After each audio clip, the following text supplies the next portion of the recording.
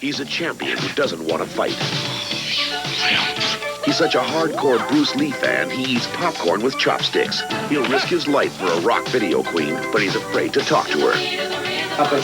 He's either totally weird, or he's the last dragon. You sure look like a master to me. Berry Gordy's The Last Dragon, directed by Michael Schultz, rated PG-13. Now playing at a theater near you. They called him The Last Dragon. His story is here now on video cassette. The action, the Motown sound, the Kung Fu master who, when his friends needed him, would always lend a helping foot. Berry Gordy's The Last Dragon from CBS 5. There you go. So I'll add the effects in later, but Yes. So yes, tonight we are watching The Last Dragon. Oh no, don't you? The Last Dragon. There we go. There you go. 1985. I know we're a bit late for the 40th. I know, that's my fault. I know. I've been nagging them for years about it. Absolutely. Yep. So it's finally happened. We're watching Tamac and Vanity, two mono names in this one. But so there, let's have a look. If you want to watch along, let me put the link in there. Okay. So it's all technical now. All right. No expense bet. It streams from my computer, you see. Oh. We will. Well, I can't do it for everyone because we'll have to do. Oh, who made that maximize? There you go. Right. There's what other people will be watching. So if you need to watch it, we'll put it on there. But otherwise, it's ready to go. Yeah, and Happy New Year, everyone. Happy New Year. Yes, Happy Hogmanay or whatever you people up there do. Yeah. I don't know what Hogmanay is. The last dragon. You possess the power of Ready Break. Yes. That was the first thing when I first seen images from this movie, I was just like, is he on Ready Break? That is exactly it, isn't it? Everyone British thinks this is a Ready Break advert. Right, now I've got to try and work out how to do this, and then I do this. Right. Whee! Look at that. Oh, very snazzy. No holds barred. But yes, who's in the house? Josh is in the house. Ian's in the house. This looks like a very 80s film. This might be the 80th film. Yeah. It's martial arts. It's the music, the fashions, they're all here. Oh, yeah. I think it got released smack dab in the middle of the summer here in the UK in 1985. You can't get more middle of the 80s than this. Right?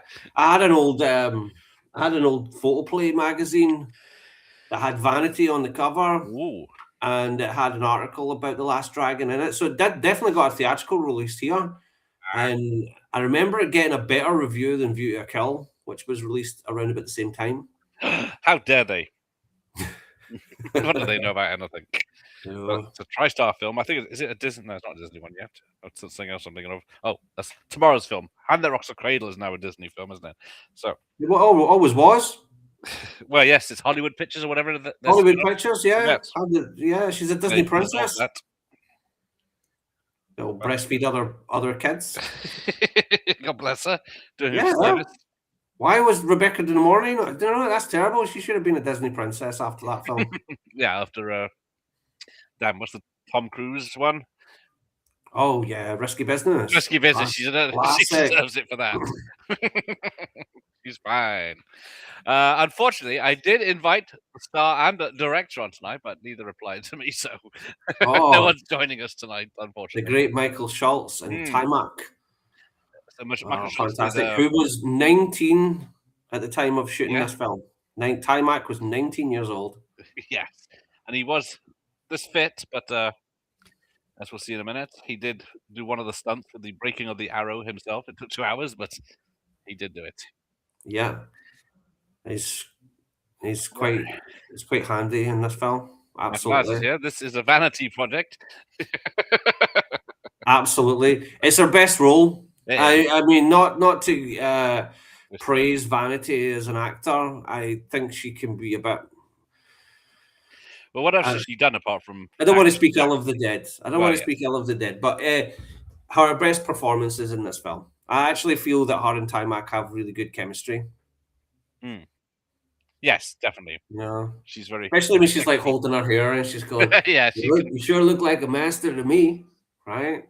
This soundtrack. See, my introduction to this film was in the early 2000s. I yes. think it was, I saw the trailer on another cassette. All through the 80s, I never encountered this movie, never seen or heard of it. I knew the song for the beat of the rhythm of the night. Yes, I'd I heard knew that song somewhere, but I'd never seen or heard of this movie. And I saw the trailer, Yeah. and I bought the soundtrack. The soundtrack was easy to come by, Oh, right? But the film was deleted at the time. It was out of print in the UK. Couldn't get it anywhere. And I don't even know if it had a sell-through release. And I sent away. I've told Gareth about this many times, but back in the back pages of Empire back in the day, they had this video finder thing. yes. You'd phone the guy and you would say, "Have you got The Last Dragon?" And they were like, "Yeah, I'll sell it for £25." They sent The Last Dragon, the OG. And funnily enough, this isn't the one. The one that I got was a VHS. This is a Betamax. Don't tell Josh. Betamax Last Dragon. Oh, I've not seen one with two. Cutest little tape you'll ever see, and it's actually wound weirdly.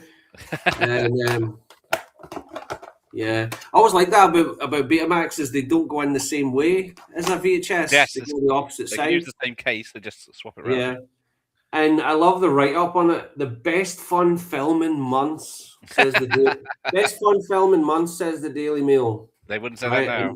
And we all know what a grumpy newspaper the Daily Mail is, right? And it just shows you how spoiled they were. Best fun film in months, right? Yeah. You know, they were like, what? Was June 7th. Cobra, Commando, yep, Back to the Future. They were so spoiled. Day of the Dead. Yeah. But came out March 22nd in the United States, but June in the UK. June. There we go. I think it was the same month as View to Kill.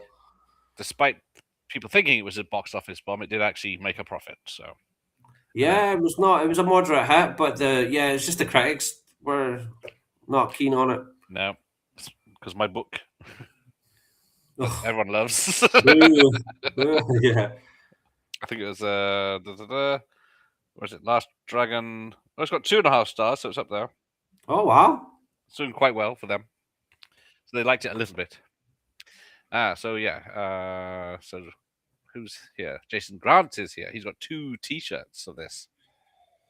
Hopefully, they're better than the poster that's on my bloody DVD, which is. Oh yeah, that one. That's rubbish. Is that the American DVD? Yeah, it is. I didn't know it until someone pointed out to me that yes. Yeah, it was never a big thing in this country. This film. No. And I'm surprised because it's honestly it's in the top 5 of what I would call my antidepressant movies. Oh yes. Big Trouble in Little China is in there as well.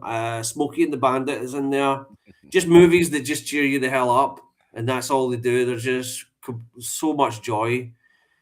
And The Last Dragon is just perfect for that sheer entertainment. It is. You think it's going to be pants, but yeah, well, yeah, you do. You kind of when I saw the soundtrack cover and it, I was like, "What is this?" I thought it was a musical. I was like, "Is this a musical, like an 80s musical I've not heard of?" And the soundtrack's just brilliant.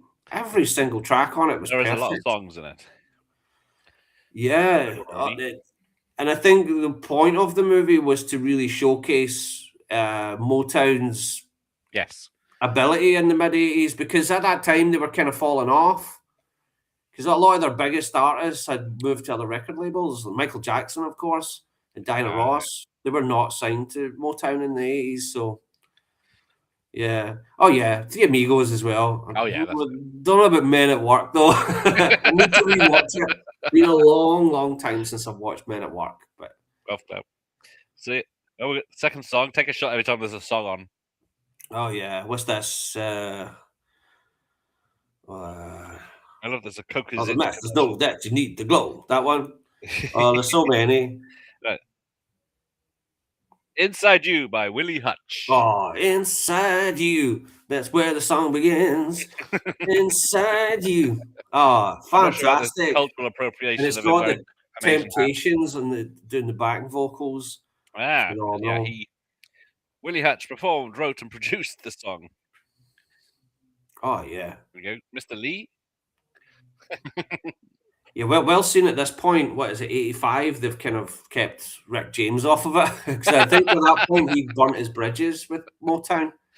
Oh dear, but yes, it's who's it? Berry someone Goodman or something? Is the Berry Gordy, Gordon? Yes, Gordy. Yeah. Because it's his film. It says the head someone- honcho. Now this has got to be one of the best uses of Enter the Dragon in a movie.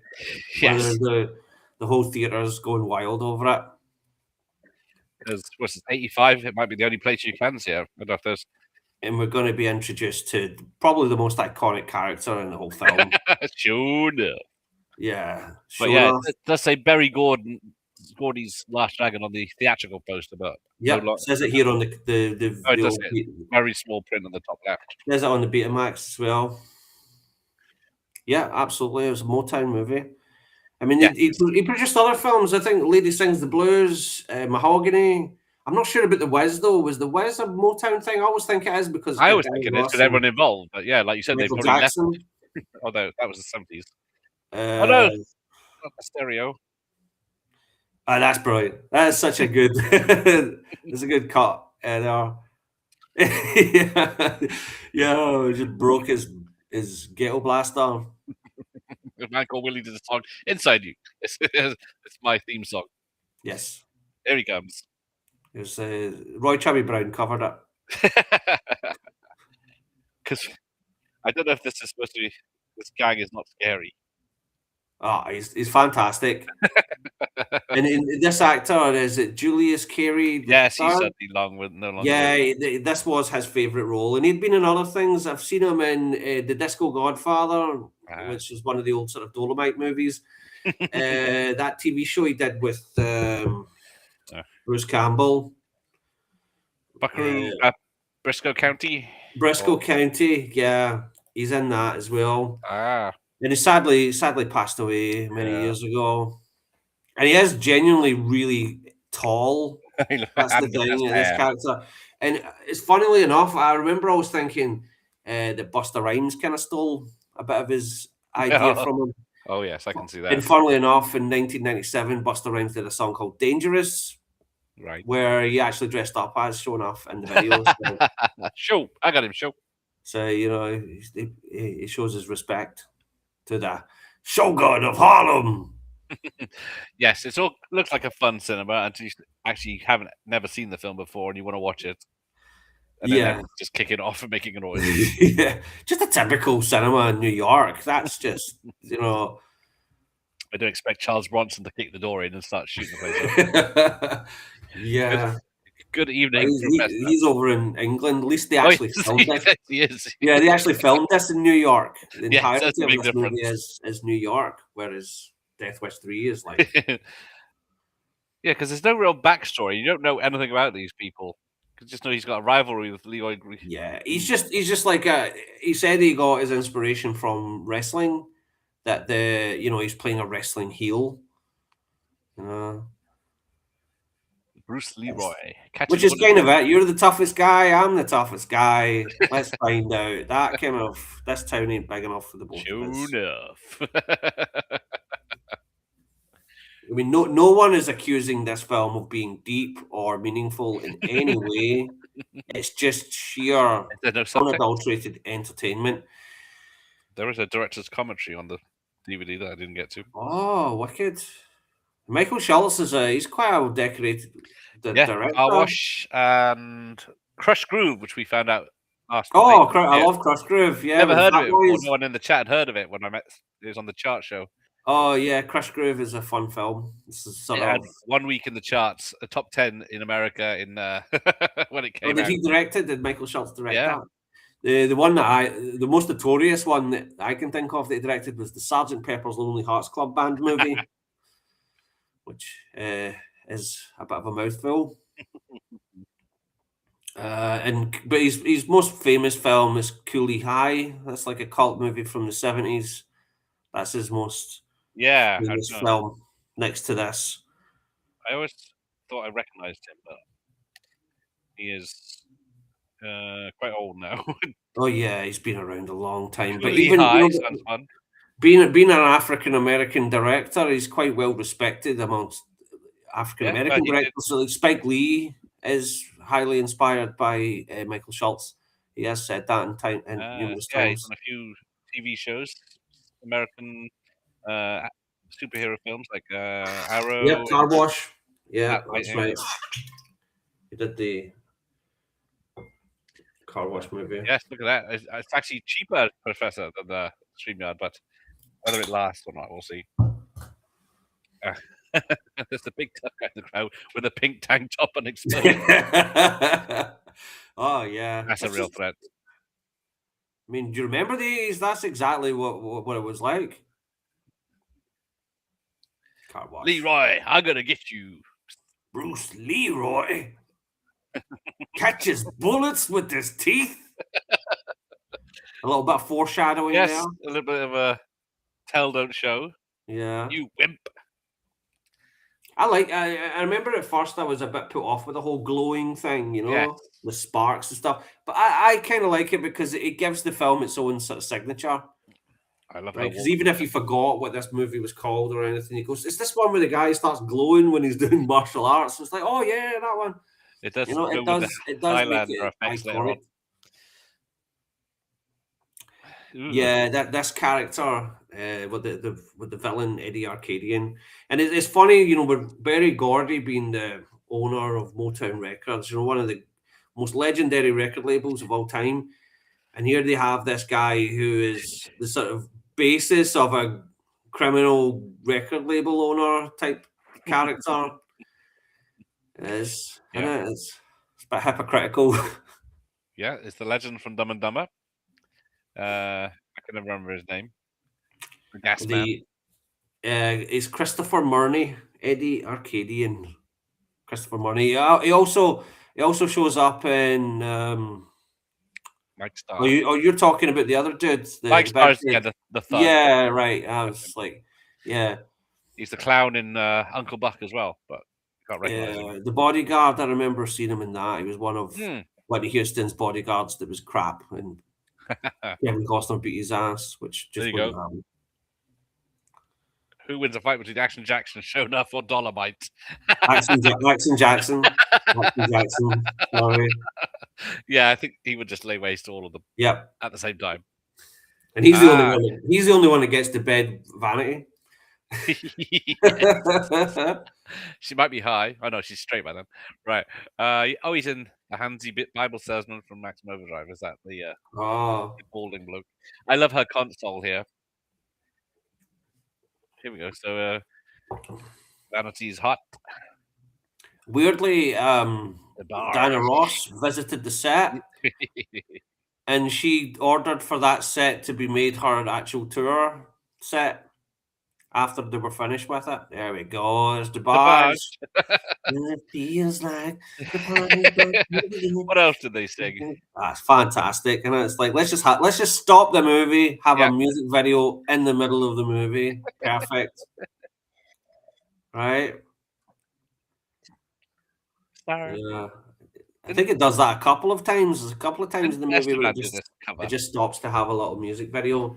But that was kind of the style. I mean, the same year Rocky IV. That's like an MTV kind of sort of thing. Yep, that's him. He's what's the essence of a man?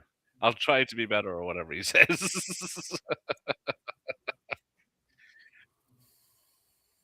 What genre is this movie? Good luck with that one. I would say it's a sort of breakdance kung fu comedy. Yeah, definitely not serious. Because I mean, it came on the heels of breaking or breakdance, whatever you call it. So this is more ready break. It is a music video. It's like, well, it's probably more of a music video than bloody Moonwalker is, because that's lots of separate ones. This is one long one. Fantastic. Such a brilliant. Merengue. Fantastic. And the woman who wrote this song is a legendary pop songwriter. I wrote down her name. Yeah.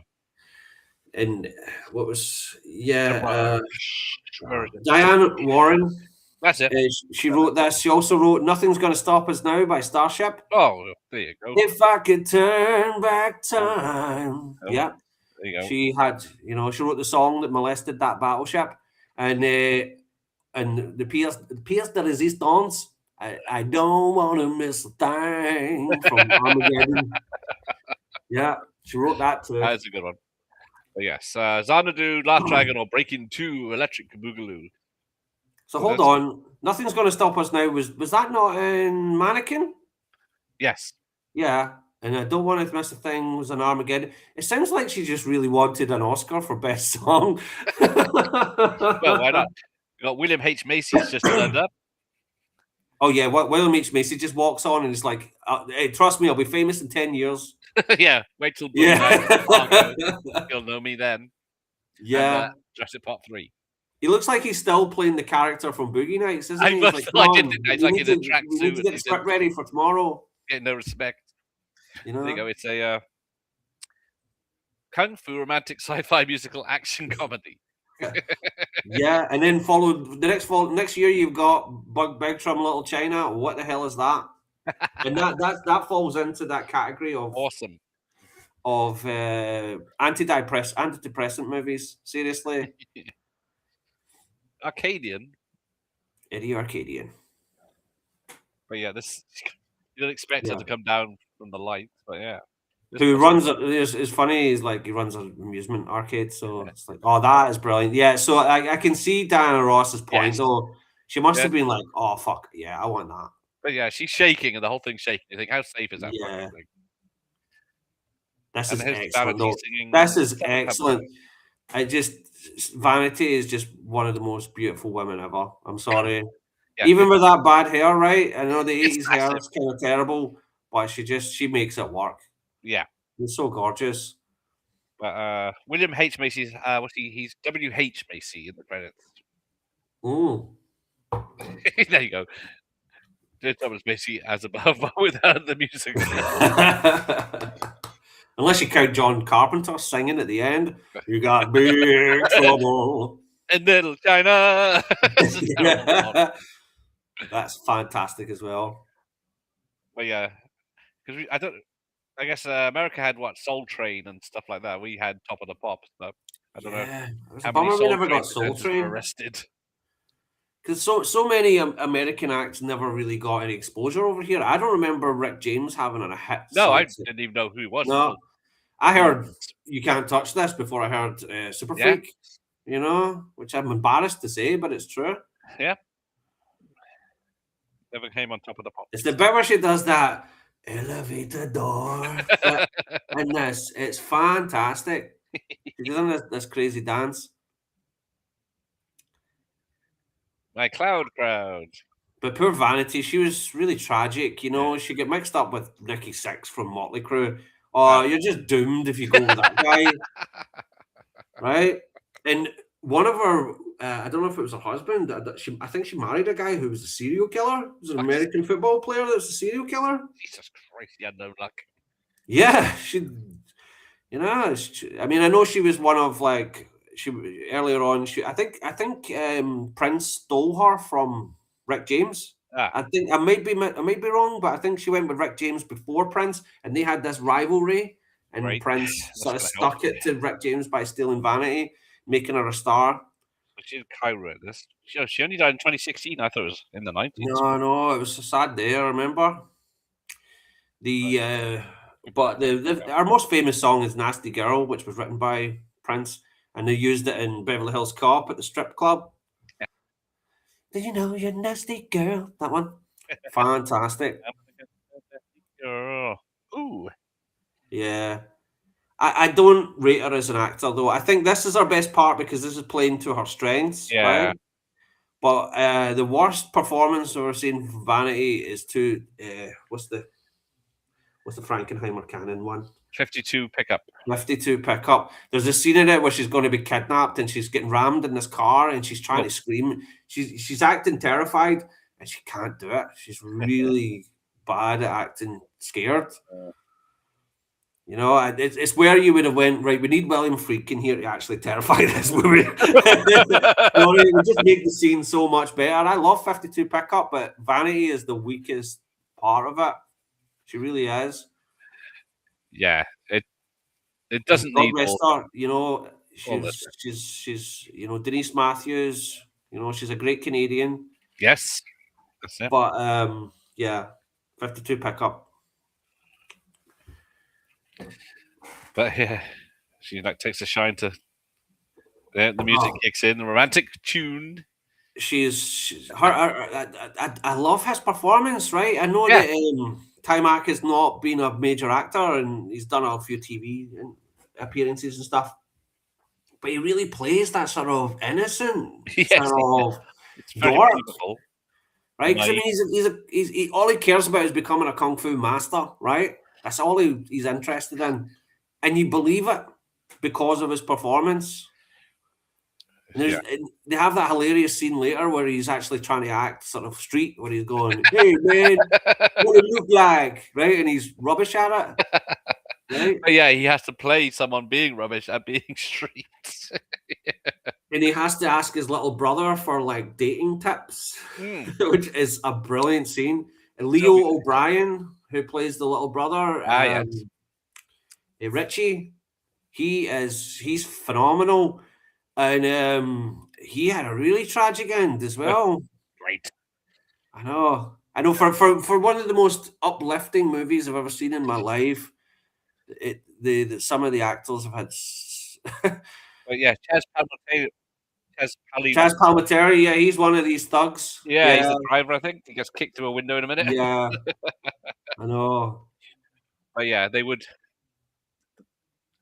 And it's funny that in it, William H. Macy and him, and it's just like they've been in some of the best films of the 90s. Yeah, and then the 80s, they're 5 like years, they'll be 10 years. Yeah, with they're like one or two lines in this Usual movie. Suspects. But yeah, a remake of this. Are you for it or against it? against, and I think it's because of the culture. 80s MTV music era, music videos, kung fu movies, even. It's just that boat is gone because they just cancelled. Was it in America or worldwide? The MTV music channels. They're just reality. Yeah, exactly. They played it out with Buggles as well. Video, they can't do fun music star without it being forced. Exactly. What killed the video? Internet killed the video star. Yeah. Yeah, and then YouTube killed the video channel. Yeah. But yes. I mean, it stopped being a music channel like 15 years ago, maybe more. Yeah, as soon as you could download your own music videos with Apple and. But that's not what it's about. It's about seeing things that you didn't know you needed. Yeah, that's how I found out loads of songs I liked. Exactly. We hear something on the radio. That's the point. Now we're all we're in a little vacuum of, that we only listen to this type of music. The algorithm feeds us the same shit over and over. It's boring. Who did this? No wonder there's no culture. There's no music scene. That's what I'm saying. There's no music scene for this film to get remade because it's definitely part of the whole breakdance kind of era. So where is it? Brandon Schultz is Tiny Kid.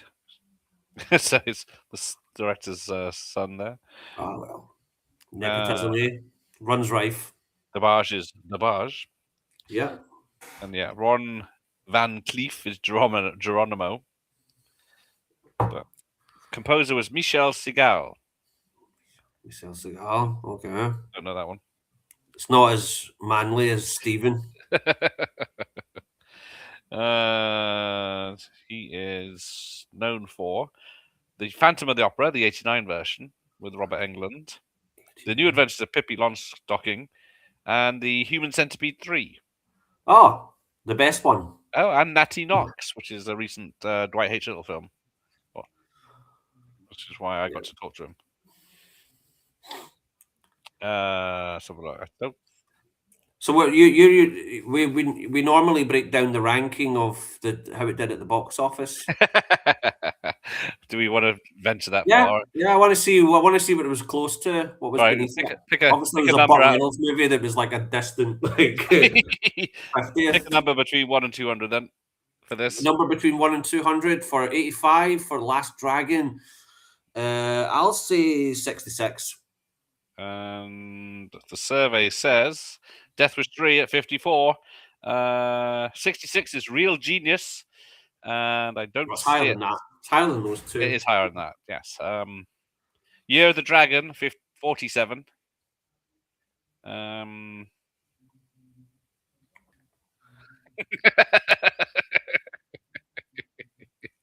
Yes. It's a talent. They need a crossover. Actually, you were half right. It was 33. So there you go. 33? I That know I was isn't being so bad. pessimistic. Mm. 33 is really good. When number Well one is done. out of Back to the Future, Rambo 2, Rocky 4, Color Purple, Out of Africa, Cocoon, Jordan and Isle, Witness, Goonies, Spies Like Us for the 10. What a year. It's not bad. No. I prefer this over Spies Like Us. I mean, I do like Spies Like Us, but it doesn't cheer me up like this does. So yeah, just one ahead of Prizzy's Honor and Desperately Seeking Susan at 31. Wow. So it's in between. I mean, well, Prizzy's Honor is not really aged very well, but No. Desperately Seeking Susan is a classic. Yeah, yes. Absolutely. Phantom of the Opera was my mate as well, yeah. Dwight H. Little. Oh, you got to prove. So this beat Agnes of God. You know that one. Oh yeah. That's James Wonder. Was it James somehow Wonder? it beat Fright Night and Summer Rental. So. Oh, it beat Fright Night. Wow, and Fright Night is like the Holy Bible to people these days. It's so yeah. Here we go. He's in his his the his yellow dojo. black jumpsuit before Kill Bill ripped it off. Oh, and that's right. Yeah, Name of Death, isn't it? Yes. And later on, when one of his girls shows up, she says, "I'd like to peel his banana," and it's obviously a reference to the yellow jumpsuit, right? And obviously a bit of a sexual hint. But the thing is I never thought of that suit looking like a banana until I see this fucking movie. Until they mention it, I was like, yeah, do you know what? It makes me think of bananas now.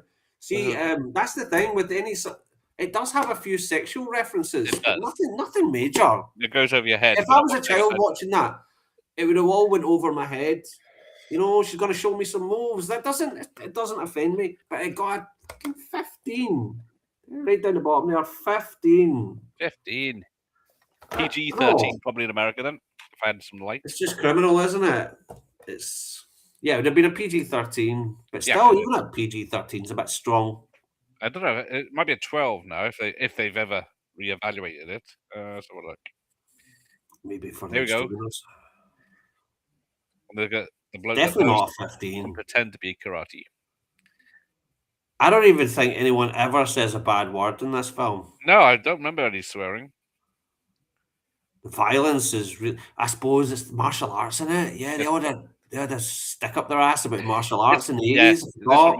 Yeah, your Betamax might have been, although it is certificated, isn't it? So this is 85. So this would have been like they would have put this out on tape like a few months later because they were that quick to make money. But sometimes not all the films, the big films, they would hold on to them, but with because Last Dragon probably just got a London release, didn't do very well, and then see you later.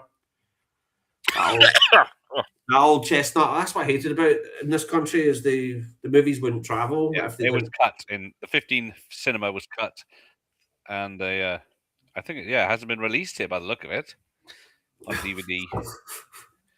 That's what I'm saying. It was deleted. I think this is the only cassette version in the UK. Is the first release. Cha-ching. It's nuts.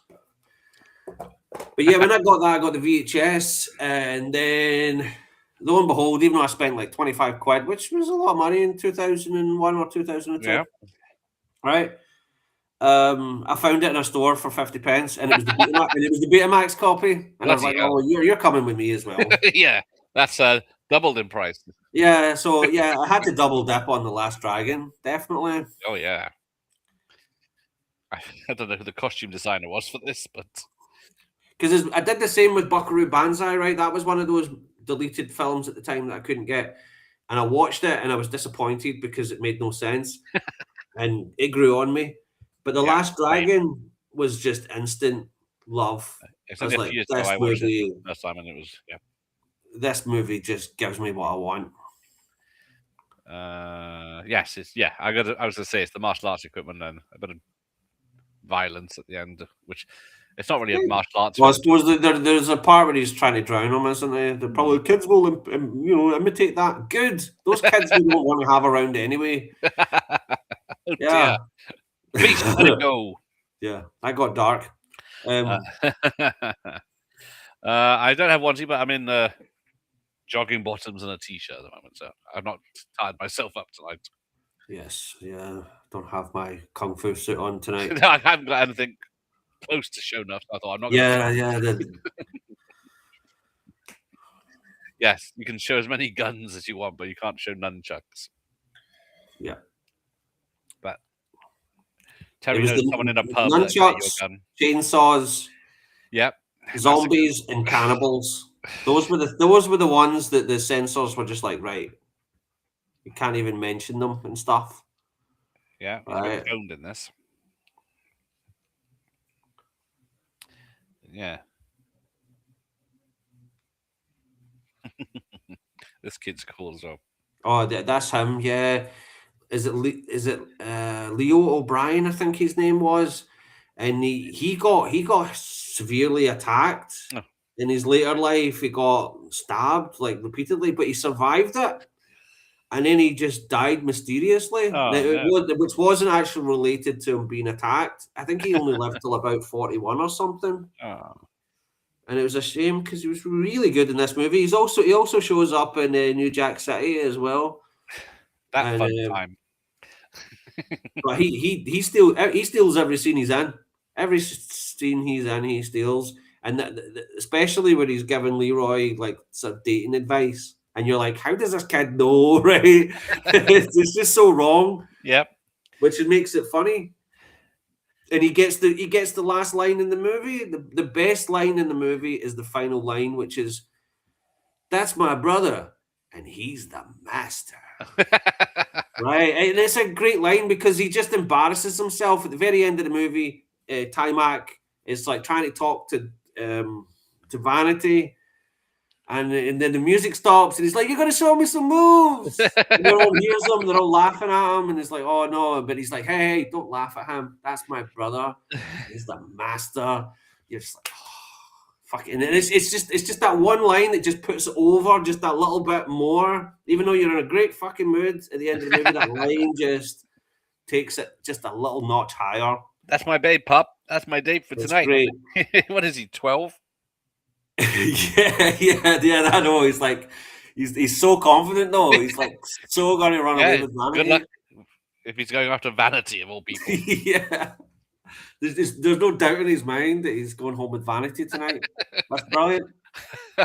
I wish he had. And his dad's like, he's like not bothered about it. He's like, I wonder what he would do alone with her in his bedroom. Yeah. Show his Nintendo. He's probably a little freak. It reminds me of another film that I think came out the same year, Better Off Dead. Do you know Better Off Dead? John Cusack. Is there not? Stop me if I'm incorrect here, but is there not like a little brother who has a whole room full of like strippers and hookers or something in that movie? There was a lot of that in the 80s, though, wasn't there? There was a lot of underage boys getting away with like older women. That was a kind of trend. Hey, if I was allowed back then, yeah. Yeah, I know it's a kind of like wish fulfillment fantasy, right? But yeah. Well, it's kind of wrong to portray it in films. Sylvia Kristel for a start. Yeah, and the Weird Science, of course, right? Oh yes. And well, yeah. Who wouldn't wasn't actually But Jim yeah, Stewart. it seemed to be like a whole trend, and then all of a sudden, Three Men and a Baby comes out, and then we're all talking about babies now in films. Baby We've got to have a boomers. baby in Ghostbusters. You're like, what the fuck? Yeah, that is a good point. Good evening, Jim. Here with the Happy New Year, I think. With his trivia tests, an IQ test there. So, Happy New Year, Jim. Nice to see you. Stacy's here. Oh, there you go. No, that's it. It just keeps jumping. Right, because it's so slow bringing it up. There you go. I haven't seen Dreamgirls. I know Eddie Murphy. I like Dreamgirls, but it's obviously not trying to get sued. It's trying not to be explicitly based on Motown, just like the stage play, right? Dreamgirls, the musical. Okay. So it's it really doesn't matter if he's portraying Berry Gordy accurately at all. But I really like Dreamgirls. Eddie Murphy, he should have got an Oscar for that, but he got it, as we call it, the Norbit clause. I don't know if I know people call it, but I call it the Norbit clause, because at the same year Eddie Murphy was nominated for Dreamgirls. He made a film like 3 months before that came out, Norbit, and it bombed so badly and people hated it so much that critics believe that's what tarnished his Oscar win. Yeah, it's crazy, isn't it? Should Right. be on the merit of his other films. And here's the thing. I said the same thing when on another live stream a while back when Jamie Lee Curtis won for that movie, Everything or Nothing, or Oh, whatever it's yeah. called. Yeah, I keep forgetting the title. She recently brought out Halloween Ends before that. So I feel that they should have pulled out the Norbit clause and went, hey, remember the Norbit clause? Don't give her an Oscar. Because I was so freaking angry that morning when she won. I was like, fuck you, but she shouldn't have won that fucking Oscar. Halloween Ends was fucking terrible. Right? And she was bad in it as well. I'm sorry. Jamie Lee Curtis absolutely sucked in that film. Right? Patrick's here. Good evening. Vanity looks amazing. This and Ernie Reyes stole every scene he was in. Is that Ernie Reyes Jr. or Senior? Because both are in this one. Yeah. Their first time together. Patrick? I think it's Ernie's first film. Good evening, Patrick. Oh, we're into another song. Oh, is this She's My Peeping Tom? Din, din, din, din, din, din, din, din, din, din. Rockwell, who's the son of Berry Gordy. Aha. And he had that famous hit, which Michael Jackson did the hook on, I feel like somebody's watching me. That's Junior, yeah. Oh, here we go. Yeah. Jim saw this in the theater, the lucky man. Oh, he worked in one. Lucky man.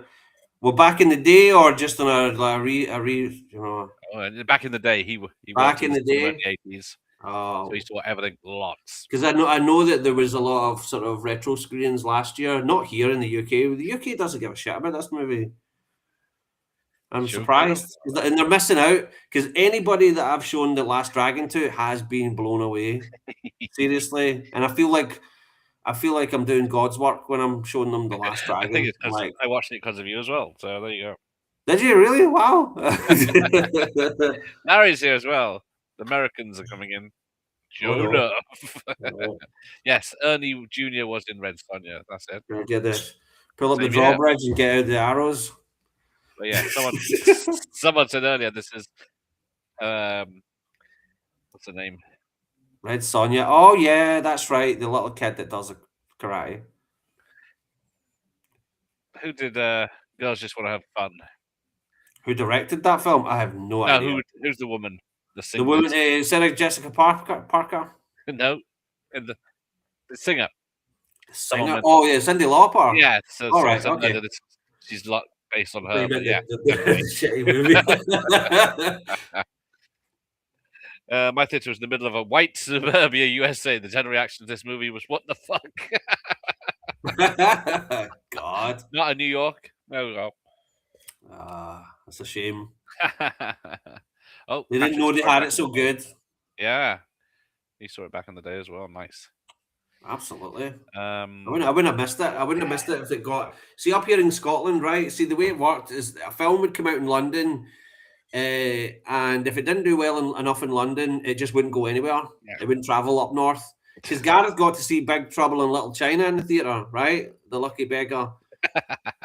I didn't, because they didn't show it here in the theatre. It was just went straight to video. That was it for us, and that's the way it worked here. It was just like if it doesn't, something like Crocodile Dundee or Short Circuit, yeah, they all got theatrical releases because they were huge. Those movies. Yep. 'Cause, yeah, Crocodile Dundee was literally a blockbuster. And Oh, absolutely, I had 100%. to be outside in a massive queue. Lethal Weapon as well. Even Superman 4, I mean, as crap as it was and how bad it did at the box office, it did get a theatrical run up here because it was Superman, and Canon were obviously throwing as much cash at the screen as they could. No, they weren't throwing it at the screen, they were throwing it elsewhere. Yeah, But they did own 90% of the cinemas. yeah, yeah. They owned like all the theaters as well, yeah. Those two crazy folk. I remember seeing Cannon on every street. You go, wow! Yeah! The ninjas here. That's another reason not to. I miss it. For a long time when a lot of these theatres did close, there was still the Canon logo still sitting there collecting dust for a while. That was, it's kind of sad. I always said martial arts, the security guard, but yeah, what is it? Hitting it with a pole, which is probably cut. The whole scene was probably cut on the. Yeah. I don't think it's ever been seen on TV. Do you know something? I don't.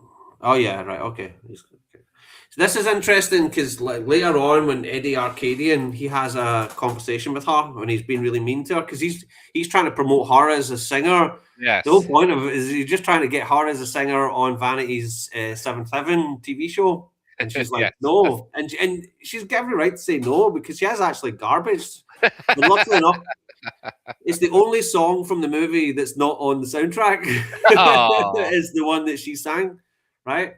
And do you know the film Sorry to Bother You? Have you seen that? No. It's like a satire that was made about 2018 about a black guy that works in a customer service role and he uses a white guy's voice to become really successful at being a salesman. And it's a great movie. It's crazy as well, but it's a satire comedy. And there's a scene in it where Tessa Thompson's character, she's in the film and she quotes The Last Dragon as almost like an art piece. She's like on stage doing like poetry. And she does the line from The Last Dragon, and I had it written out because I was like, remember that? Yeah. So Eddie Arcadian says to her, where are you gonna go, Angie? Without me, you're nothing. Without that outfit, you're just another no-talent dental hygiene school dropout from Kew Gardens getting by on her tits. Right? And she says back to him, Angela says back to him, and in the end, Eddie, you know what? You're nothing but a misguided midget asshole with dreams of ruling the world. Yeah, also from Kew Gardens and also getting by on my tits. Yeah, okay. There is swearing in this film. They said the word tits. Right, okay. Oh, yeah, I can get away with tits just about. Yeah, 1985, yeah, tits is kind of a bad 16-year-old Sam Fox can get a tits out. No, not now. Tits is not a bad word now, really, is it? So he discovered it on Bravo. So, yeah, I don't think it was on terrestrial TV. It may have been on cable, but it was never on terrestrial. And show me a retail copy in the UK. I don't think there was one. No. Ever. Yes. That's have we got time to get you on for your consideration? Yeah. Oh, I'll be up against that doggy. What's it? You know, have you seen that film? No, not The Artist. There was one last Good Boy. Have you seen that? Oh, Good Boy. No, I haven't seen that. That dog is like that is a good boy. That dog. Seriously, you never thought a dog could act as. I mean, putting Benji to shame, right? You know, the legend of Benji. All the Benjis, right? Because there was different Benjis. But yeah, such a great actor, that dog. And then that Harrison Ford remake he did the Mountain Man, and they used to Oh CGI yeah, I dog. love that. The Call of the Wild. Yes, the CGI dog. Yeah, I love that. Even though the effects were a bit hokey, there's the only way you could get the dog to do shit like that, right? So if it's going to look CGI, then that's fine, right? But yeah, I loved that. I thought that was great. And Harrison Ford wasn't sleepwalking through it. He was actually putting in a bit of effort.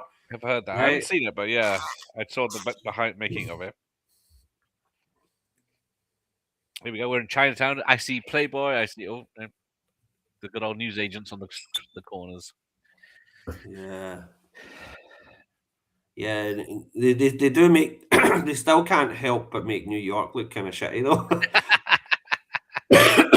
It's still a slum. See, I love this. If you can accuse this film of being cultural appropriation, this scene just kind of deflates that. Because you got all the Chinese guys acting black and you get the black guy acting Chinese, right? Oh, sorry. The black guy is acting Chinese, but he's pretending to act black in the scene. He's like, "Hey, my man, what it look like?" Yeah. Apparently, Mickey Rourke is $40,000 behind in his rent. Are you gonna donate to him, Terrence? I think he should move to somewhere cheaper than where he's at. Man. Yeah, funnily enough, I recently rewatched The Wrestler about a week ago. When he peaked. It's phenomenal. Still thinking about it. It was just so amazing in that film. I think it might be one of the best acting performances I've seen in the last 20 years, actually, is The Wrestler. He's so good.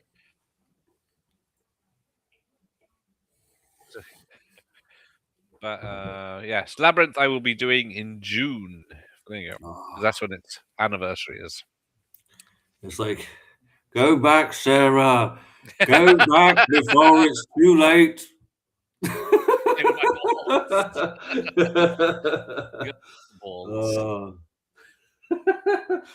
You know, funnily enough, I remember renting Labyrinth the day it first came out in the store. And it was an immaculate. The box, you know, when the box hasn't had any fingers on it, it's just shiny and new. And it was Palace Pictures. If you get the Palace Pictures box, it's gorgeous with the gold plastic on the outside. Lovely. Yeah. That version's lovely. And I went home and watched it, and I did not like it. I was like, this movie sucks. I'm gonna upset people. Right? I really did not like Labyrinth on the first watch. And it wasn't until about 20 years later, I was getting a DVD for one of my nephews. I was like, oh, they're little, like, sort of 10-year-old girls, right? And I was like, oh, lots of 10-year-old girls like Labyrinth, right? And I was working on a night shift before I bought the DVD and I was going to give it to them the next couple of days or whatever. And I was on a night shift with nothing to watch. I thought, I'll tell you what, I watched the extras on Labyrinth. Right? Because at least it's about filmmaking. I don't really care about the movie, but it'd be interesting to watch it. Watched all the extras and I found out all this stuff about it. I was like, oh my God, this is really interesting. Rewatched the movie and I was just fucking blown away. So, you know, the first impressions don't always check out. Definitely. There's a few films I've been that. And I was the right age. That's the thing. When it came out on cassette, I was 7 or 8 years old. And I was the target audience, but here I am in my 20s at the time, and I just loved it more than ever. It's weird, damn. Yeah, because my mate Ronnie is a puppeteer in it. As the world falls down. You remind me of that. I know. You wouldn't get away with it now. They'd just be like, "Oh, David Bowie, what a creep," you know? Yeah, a 40-year-old man talking to a teenager. It's not allowed. Yeah. Nagged my mum at least once a week. Could have bought it 10 times over. Nice one. I think the movie that I did that the most was Poltergeist. That was the one that I'd go to the video store. If they didn't have anything new, I'd go there. Like, have you got Little Shop of Horrors? No, that's out on hire. Have you got Lethal Weapon? No, it's out on hire. Poltergeist. Just the Poltergeist. I just get that. It was like my runner-up prize. I'd go there for something else that was new and they didn't have it. I'd just get Poltergeist and watch that again. Amazing. Yeah, there was the The silver big. I used to have the silver big MGM box, and it was immaculate. The copy I had, but the one that they had in that store, it was fucking dirty piece of shit, right? Oh, But yeah, brilliant. Poltergeist got rewatched every time I couldn't get something new. Well, North by Northwest will be up this year. I've done Mary Poppins and I've done American Werewolf in London. So there you go. I've done 2 out of your 3 Have already. you done Excalibur yet? No. Oh, sign me up. Let me make a The note. 4K is coming out in February. Is it? Yeah, Oh, finally, a decent movie gets a 4K. So many Right. pieces of shit get 4Ks, and you're like, well, where's Excalibur? I mean, that looks gonna be good. I Oh, love there you it. go. Excalibur's sorry. just Ah, one of the best fucking hell. movies in the 80s. No, I've done that one. It's all gone wrong. I bought 4 different versions of Labyrinth. I got technically 2. I Oh, got that's Macabro. Hi, Professor. Yeah, he'll buy all different versions. I've got the widescreen. Even though there's never been like a different cut of Labyrinth, it's always been the one cut, right? It's a shame that Jim Henson never got to see it become a cult hit, because he Yeah. died before the movie really became that cult hit that it is. You know, because Uh, now you can go to like watch orchestras play the score yes. along Crazy. to it and stuff, right? And when you watch the making of on that DVD, he poured his heart and soul right into it. Yeah. You And know? Dark Crystal.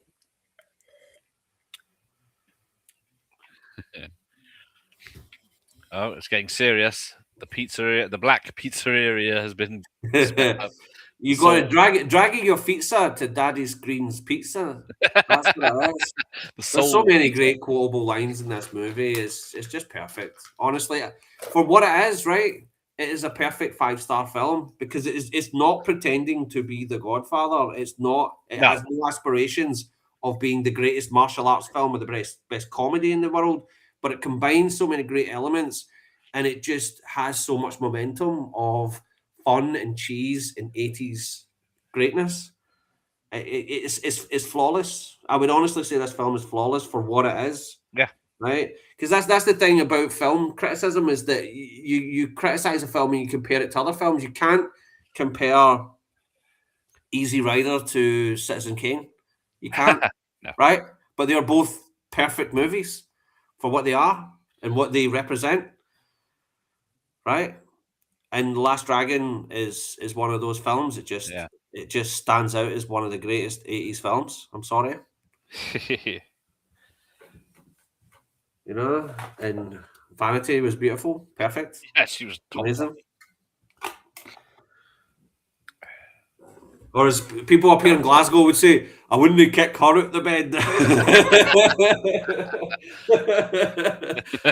You keep it warm, certainly. But yeah, I don't know. She wouldn't. She comes complete with her own pillow. Oh, she's She's so. that hair. It's not The going thing anywhere. is, she really is coming on to him strong Yes. in this film without explicitly saying it, and it's through her performance. You know, you always look like a master to me. I mean, come on, I Yeah, want she to is. up to you, Jesus God. He just wants to be being very tied nice. up straight away, but he doesn't see the signs, and that's what makes it so You're going, funny. she's putting herself out to you, man. Yeah. Get No. on there.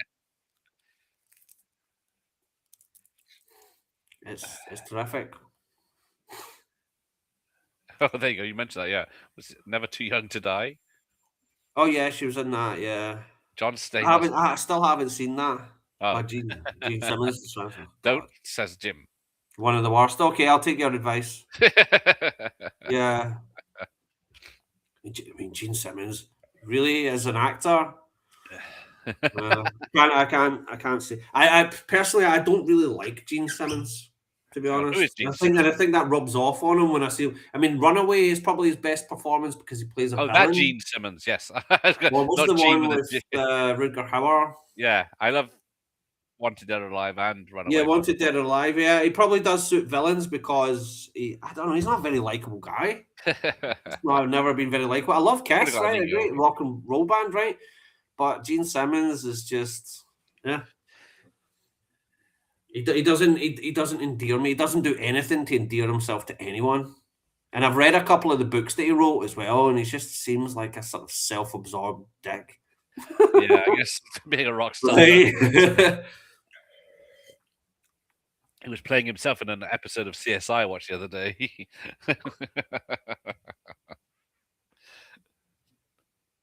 She said it was nice to meet me. Me? Yeah, he was. He could play the bad guy very well. But yeah, Runaway will be coming up. Yeah, just with his face, just with his presence. Yes. Really, not with any great line delivery. Runaway is fun. My little runaway. Yeah, this guy, he owns an arcade or something, doesn't he? That's where he gets his money. Yeah, Eddie Arcadian. He runs an arcade, but he wants to get into the music business. But just because he was like trying to push his wife, and then you realize that his wife wasn't really that bothered. Right? It's just him. He's just obsessed with getting his way. And we got this weirdo. He isn't really a very threatening villain. Oh. Right? He's more of a comic relief villain, and that's fine. That's fine too, right? I don't find the villains threatening. Even Shonoff, right? He's a sort of goofy wrestling bad guy, but it's fun. That's what I mean. The movie's so light, you don't really feel like that engaged with it in the sense that there's real drama going on. You're just entertained. Yeah.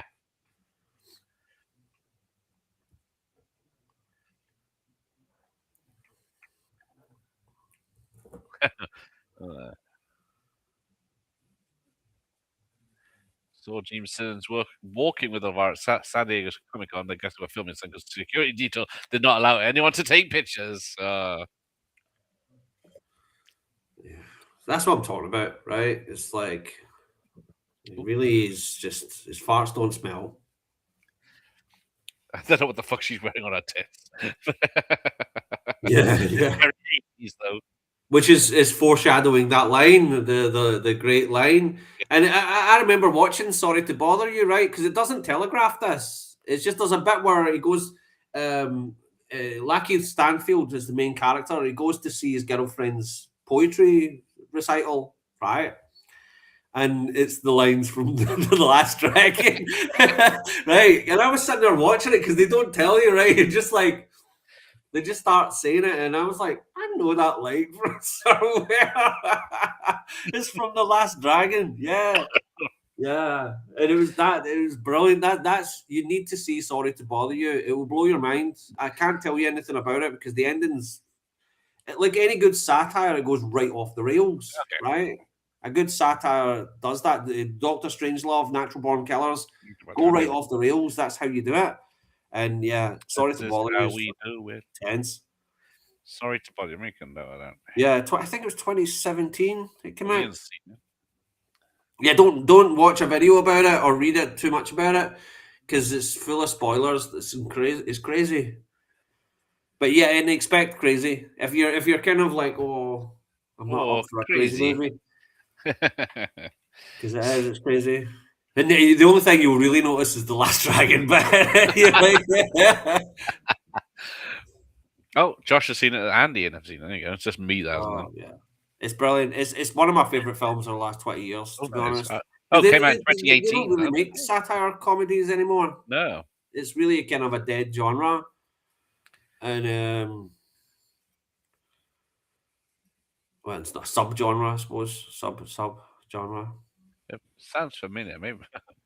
Oh yeah, it made money, and it's critically acclaimed. It just it just came and went, and that's the thing. It had this praise, and then away it went, and I'm surprised that they did that. Is it as good as No Sex Please We're British? I must confess, I've never seen that. I've never seen it in the videos. I remember seeing the video in the store. Is Ronnie Corbett in it? Yeah, it's about a bank manager who receives some French postcards in the post to them, and then he spends the whole film trying to dispose of these things so no one can see them with him. It's like... That sounds brilliant. That sounds it. If you had to say off the top of your head, what is your favourite British movie, what would it be? And I promise not to say train spotting. Right. Oh, yours is Braveheart. Oh, fuck that. That ain't Scottish. Let's see if That's not anything British. That's fucking American. 3. No, it doesn't count. Is it Long Good Friday? It's hard to Long say Good what Friday. film Do you action. know what? I have still not watched Long Good Friday. I can't But think now of. that you mention it, Time Bandits is right up there. See, that's another British one, isn't Yeah, I love Time Bandits. it? See, look. And it comes from the same studio, you know? Yeah. I used to love No Sex Please British as a kid. It was just a comical farce. Exactly. It's one of those. I've not seen it. I've seen a lot of. I was hoping it was like a sexy Emmanuel type film, but or Confessions. The word sex in the title was all you needed, right? Yeah. Oh, Oh, that's gonna be great. Was it Sex Lies and Videotape? Oh, there's going to be lots of nudity in this film. False advertising. Lots of people talking about sex for like an hour and a half. Fucking boring.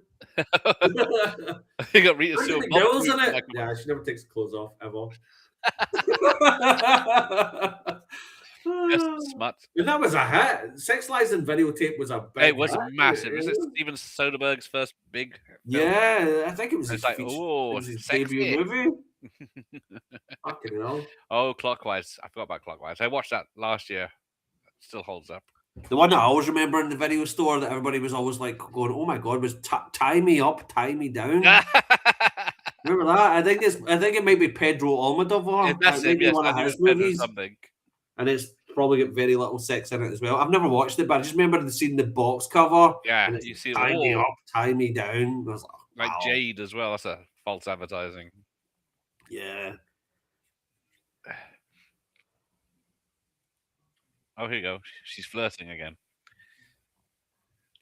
She's brilliant. She's really good at it, and they actually do have really good screen chemistry. Yes. Because that's the one thing I would like to ask Timac. I mean, not that did they get it on right? That's boring, right? But did they ever meet after The Last Dragon ever once? You know, like even because I know Denise Matthews, right? Vanity. Her drug addiction really took a hold of her, and she had severe like kidney failure. That's it. Yes. Right. That's what killed her. Eventually. But she actually, I think she spent the rest of her life on dialysis and stuff like that. And she died in her 50s. And one of the things that I'd heard was that she had a huge collection of Prince memorabilia that she inherited from knowing Prince, right? Like real great, valuable objects that she got from Prince himself. And she destroyed them. She binned them. She just put them in the trash. Yeah, for real, because she became a born again Christian, and I'm sorry, but after dating Prince, Nikki Sixx, and a serial killer after that, I can understand that, right? Nikki Sixx from the fucking Motley Crue, Jesus Christ, you're just doomed to failure right now. Oh yes, Betty Blue delivers on the cover. I remember watching that on Channel 4 or something. First 10 minutes of that. Heavy shagging. I'll tell you something about Betty Blue, which is hilarious. It was almost like a kind of like some wave just hit the school one day, right? In the mid-90s, Channel 4 was showing Betty Blue on Channel 4. And how did I know this? Because all the boys in the playground were talking about it. There's a film on tonight. It's called Betty Blue. Betty Blue, right?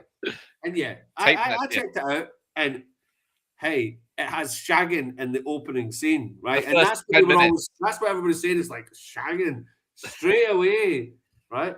And you see everything. And here's the thing, right? Is it does. And I actually got sucked into the movie, and it is a brilliant movie. I've seen both cuts. I've seen the original theatrical cut, and I've seen the extended director's cut, and they're amazing. Right, Betty Blue is a really good fucking movie. But that was the hype was that. Yep, it was. But it was on Channel 4 tonight. You have to watch it. And, I did. Yes, 86. I thought it was later than that. But yeah, the lovely Beatrice Dahl. Oh, hello, Sophie. Long time no see. Hello. Yeah, Beatrice Dahl, who also played the psycho in that film. What's the one where she's going to kill the pregnant woman? Another song. Inside? Is it Inside, Inside? yeah, 2007. Yeah. Yeah, and she is actually a bit crazy in real life. I Even have though like, in the seen film Betty Blue, suspected that, which yes. is called 37 Degrees in the Morning in France, Right. right? But they decided to let's call it Betty Blue when it goes out in Britain, right? Let's change the title, so they're all going, "Oh, this is porn, brilliant." You She's know, still making lots of films. but in France, it's just called 37 Degrees in the Okay. Morning. Here's another bit of Last Dragon trivia that I'd read. Is that they didn't clear the Bruce Lee footage That makes sense. when they were making the movie, but they had the scene in the cinema and also here where they're watching bits of Fist of Fury. Yeah. Um, I guess they thought no one would notice. but the movie was in the can. They'd already shot the film. They were ready to put it out, and so they had to secure the rights. That this might not be true, but it's a bit of trivia that I found out today. They had to secure the rights and pay top dollar a lot of money just to get the rights to those Bruce Lee movies, Enter the Dragon and Fist of Fury, before the movie got screened, because they just kind of maybe in their own racist mind they thought nobody actually owned these fucking movies. I think that's probably right. Yeah, they thought, Yeah, no one will notice. yeah, they're Chinese films. They won't find out.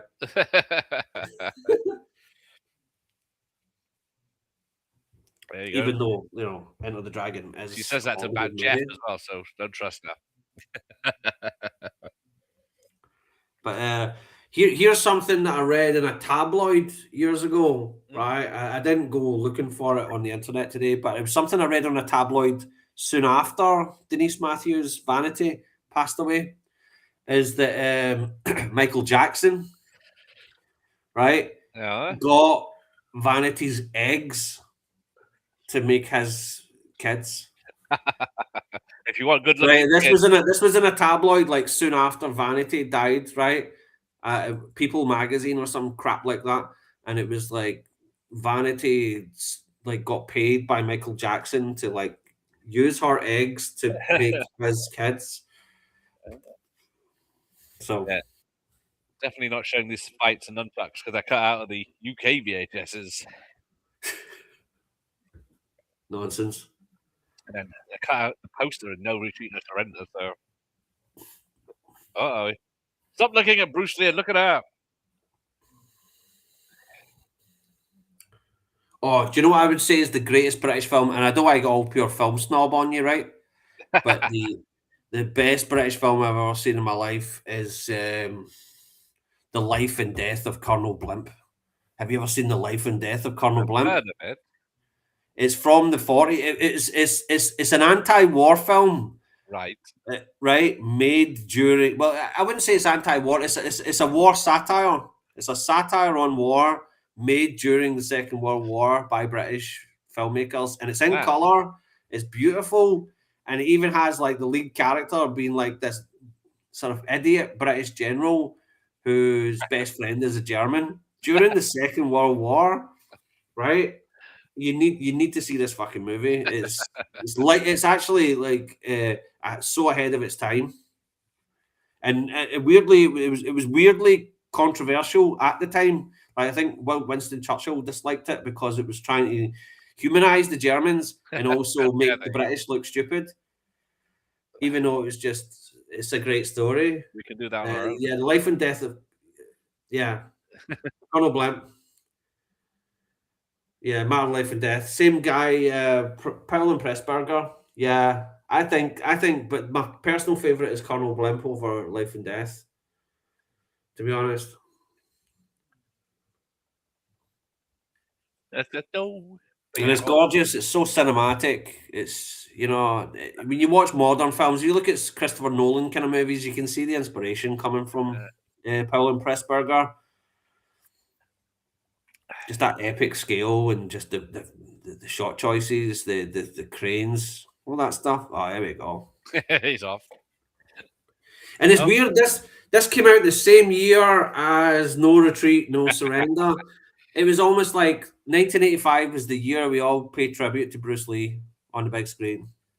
Oh Right? yeah, that's a good point. Yeah, absolutely. Leroy. And Oliver Harper could have made a better documentary if he'd combined it with this and just talked about how we love Bruce Lee in the mid-80s. Yeah. Right? Because then he could have got Timac in there and we could have... Yeah. I'm sorry, I'm not criticising Oliver Harper. I've not seen his documentary, but not having Van Damme. I'm sorry. I would have gave up. If I'm Which not one? getting Van Damme in my documentary, I'd be like... "Right." He did try, bless him. But Yeah, but he's He the does- main villain, right? He's the he guy doesn't that he do that fights. funny. He probably doesn't I would have remember him and doing him the film. together, right? That's that's the thing. Why are you not getting Van Damme? Because you're not willing to spend the money. If you spend the money, Van Damme will Not come, right?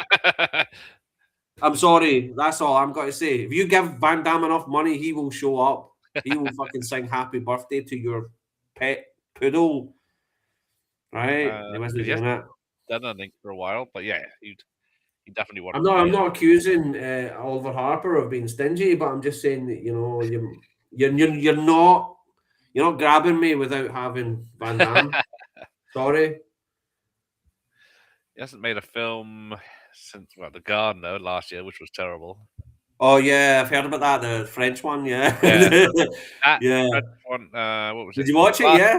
Yeah, The Last Mercer in the Gardener. The two French films he did were quite bad.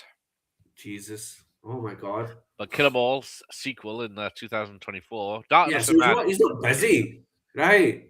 He's not busy. He He's just, got one film coming up in pre-production, so yeah, he's not really doing anything. But, yeah, exactly. But I'd imagine he'd want hundreds of thousands. He has an ego on his shoulders, right? If you've seen JCVD, you've seen that movie, right? Yeah. Yeah, you know what you're dealing with there. But yeah, he's brilliant though. I love Jean-Claude Van Damme, right? I think he's amazing. What's the one? Lionheart. That is just one of the best. I'm sorry. AWOL or Wrong Bet. Yeah, AWOL. Leon or whatever. I call it Lionheart or Leon or whatever. Yeah, I've now decided it's called Lionheart. But even though I was brought up with AWOL, yeah, that's a great fucking movie. So yes, okay. So the chat is going to donate money to get Van Damme on my show. There you go. Or Oliver Harper. You could just. Is that documentary out now? Yeah, it's out. Could be a part two. Could always do a redux. Well, exactly. It's going to be in the Bristol Cinema on January 24th. I'm going to go and see it in the cinema. Sorry, I wasn't. I'm not shitting on. I love Oliver Harper. He knows his shit, right? He's really clever and he's talented, right? And he's a huge YouTuber, but yeah, I think he should have held out for Van Damme. That's my criticism, and I feel bad that I can't even be constructive about it because it's over. But I see. Maybe people want me to get Red Brown. But here's your ambition, man. Right? Oh yeah. You need to get the money to get Van Damme and just make the Van Damme one. Get all the movies. Get him for all the movies, right? I could sell my house, I suppose. I will shut the fuck up. I'll let the guy talk. Right? In French or English, whatever. Right? He doesn't talk about his like drug habits and all the women he's fucked, right? Just the movies. Get him talking about the movies, right? Treat him like he's Orson Welles as well, right? Bloodsport is not Bloodsport. It is F for fake. It's a piece of art, right? I want to watch that. I'm sorry. Why are we not? We had a big Schwarzenegger freaking thing on Netflix. We had a big Sly thing, and you know what? I thought they were boring as hell. Both of them. I thought both the Sly and the Arnie things that were on Netflix were really boring because it's stuff I already know. But Van Damme, I'm more fascinated by him. I think he's more interesting. I want to see what he did to Kylie. Peak Kylie. You should be so lucky. 10 grand. Was it 10 grand a coke a week and nailing Pete Kylie, you're doing something right. Yeah. Leave Kylie out of it. She's got her own lawyers, right? Good evening, Rob. I'm expecting a lot. I haven't found out yet. But I always kind of felt that in the 80s, Van Damme was kind of like the cheaper version of Schwarzenegger because he was a foreigner who had an accent in a movie that could fight people and have muscles, right? So he was kind of like the low rent version of Schwarzenegger. With Schwarzenegger, you'd go to the cinema to see Running Man and Total Recall, but Van Damme would always be relegated to the video store until, Universal Soldier, Hard Target, Time Cop, stuff like that. Yep. That was always my opinion of him. He was kind of like in the Dudikoff sort of shelf, and $5,000.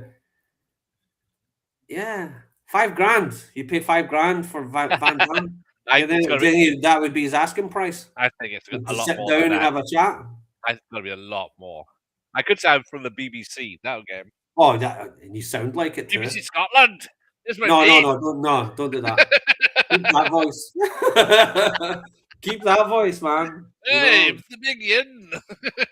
Here to speak to Mr. Van Damme. Right. Some others. Give him the power, but that's the thing. Give him the questions and say, here are the questions. Are you okay with them? We will not venture out of those questions because that's the thing. There's a lot of actors and musicians or whatever. They feel like they're going to get trapped. Like we're looking for some juice that we can stick on the internet and embarrass them in some way. You say, we will not embarrass you. This is what we will do. Word for word. If we venture against that, then the show is over. Right? Yeah. I'm trying to think. You can gain their trust. Do you know what I mean? In his orbit. Was the writer of AWOL.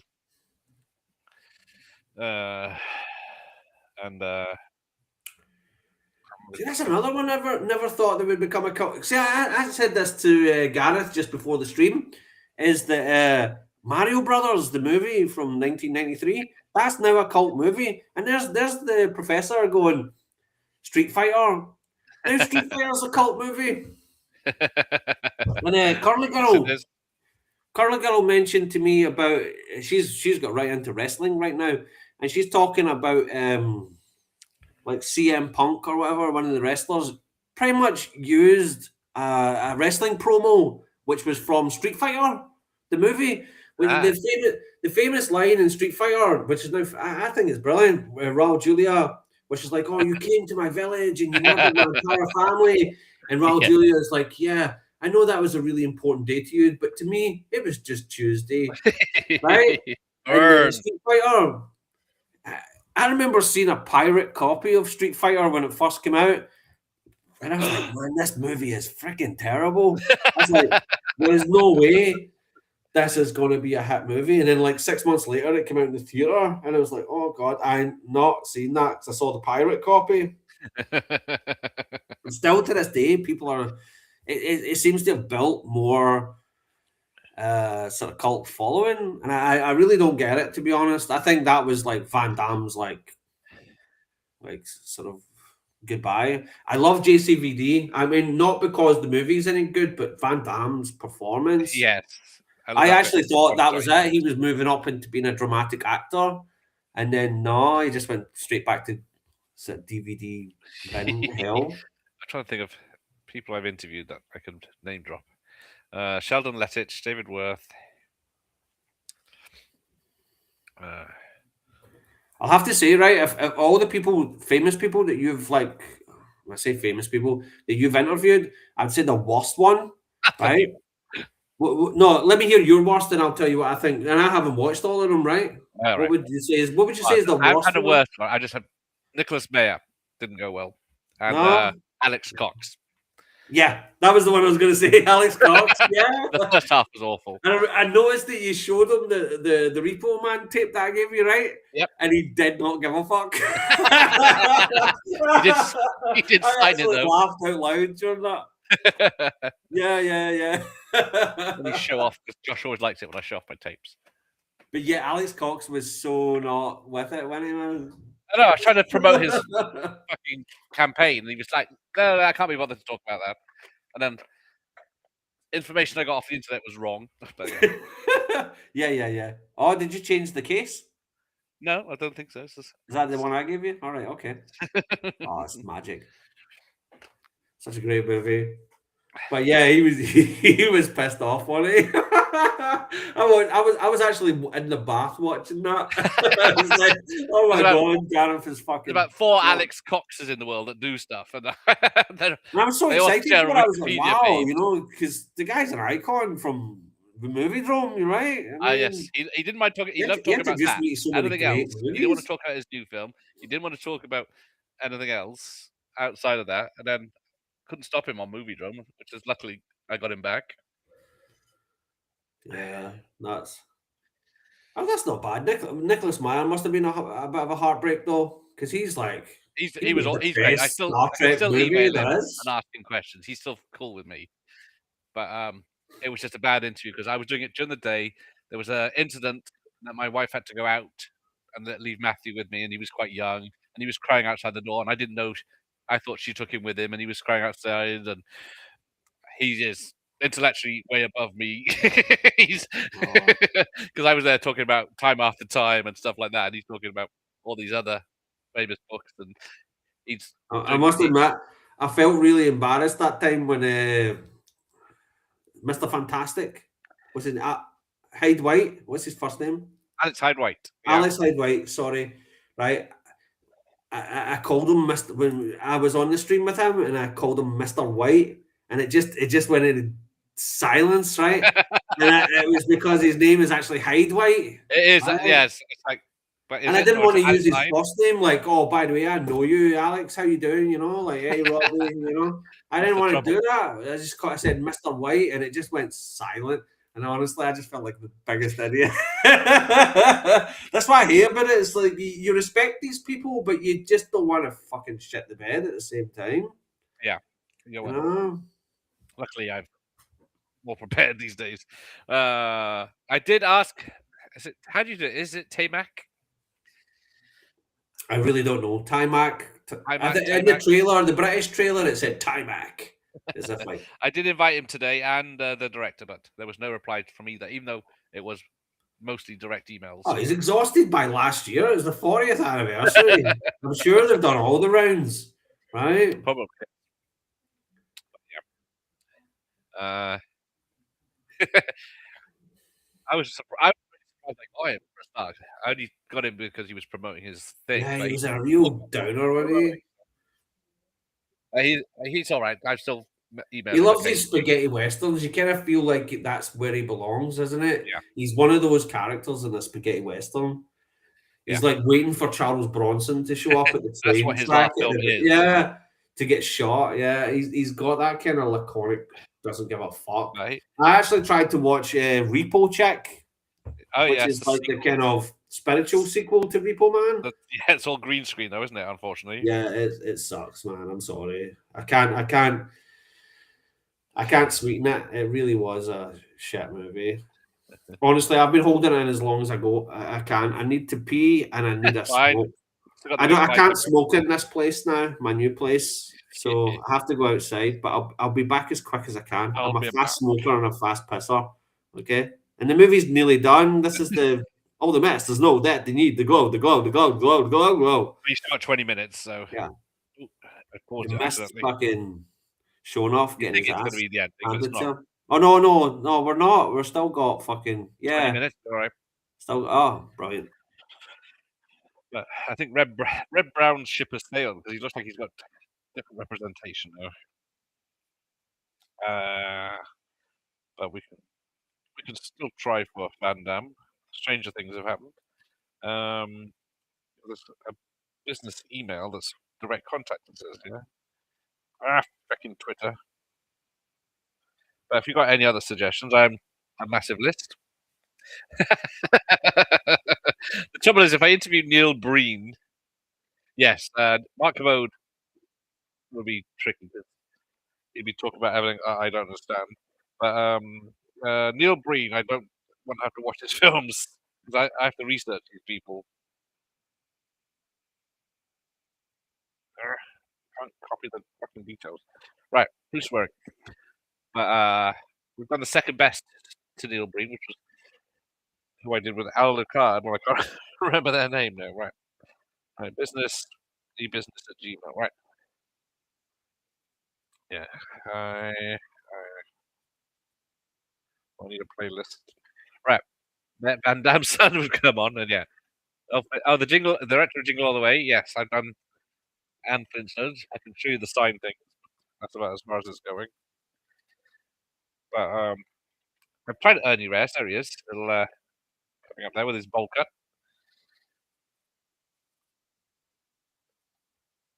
Right, let's share my achievements.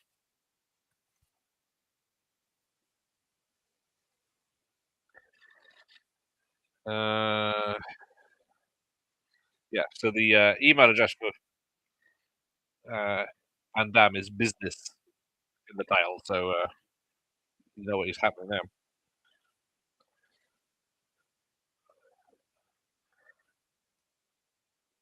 I get some volunteers to help me interview Van Damme if I go.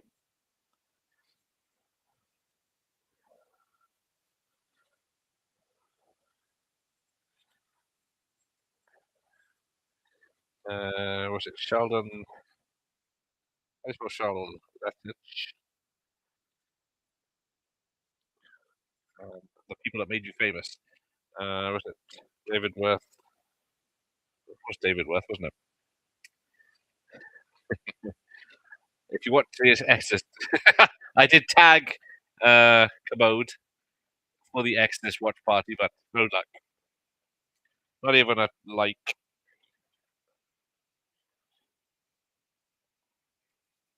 I don't think we're stumping enough work with Van Damme. Shoot. Who was in Hard Target? It was was it? Where is Hard Target? Yeah, this big. See, the fighting in this is nothing special. Got albino Mr. T coming up. And then he body pops out of his ropes, as you do. Wilford Brimley's in it. Stunt. Right, here we go. So, Pete Antico. He was in it. He's the one who gets kicked in the head. Dick Hancock. No, not Nick Warlock. Henry Kingy Jr. I try to catch Van Damme when he's live, if I can.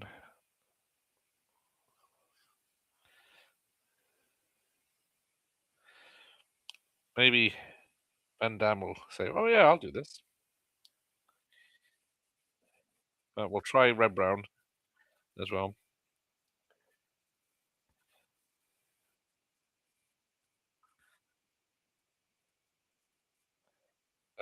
Leroy, she's kidnapped again. I thought, does she count as having a mullet?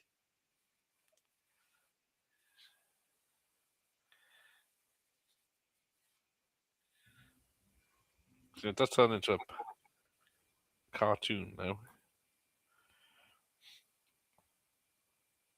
Right, there we go. Junk. Right. In for a penny. Right. Arnold Vosloo. I can show off the Exodus preset if I went to the loft. Not signed it yet. I don't know who I could get to sign that. There's no one living anymore, is there?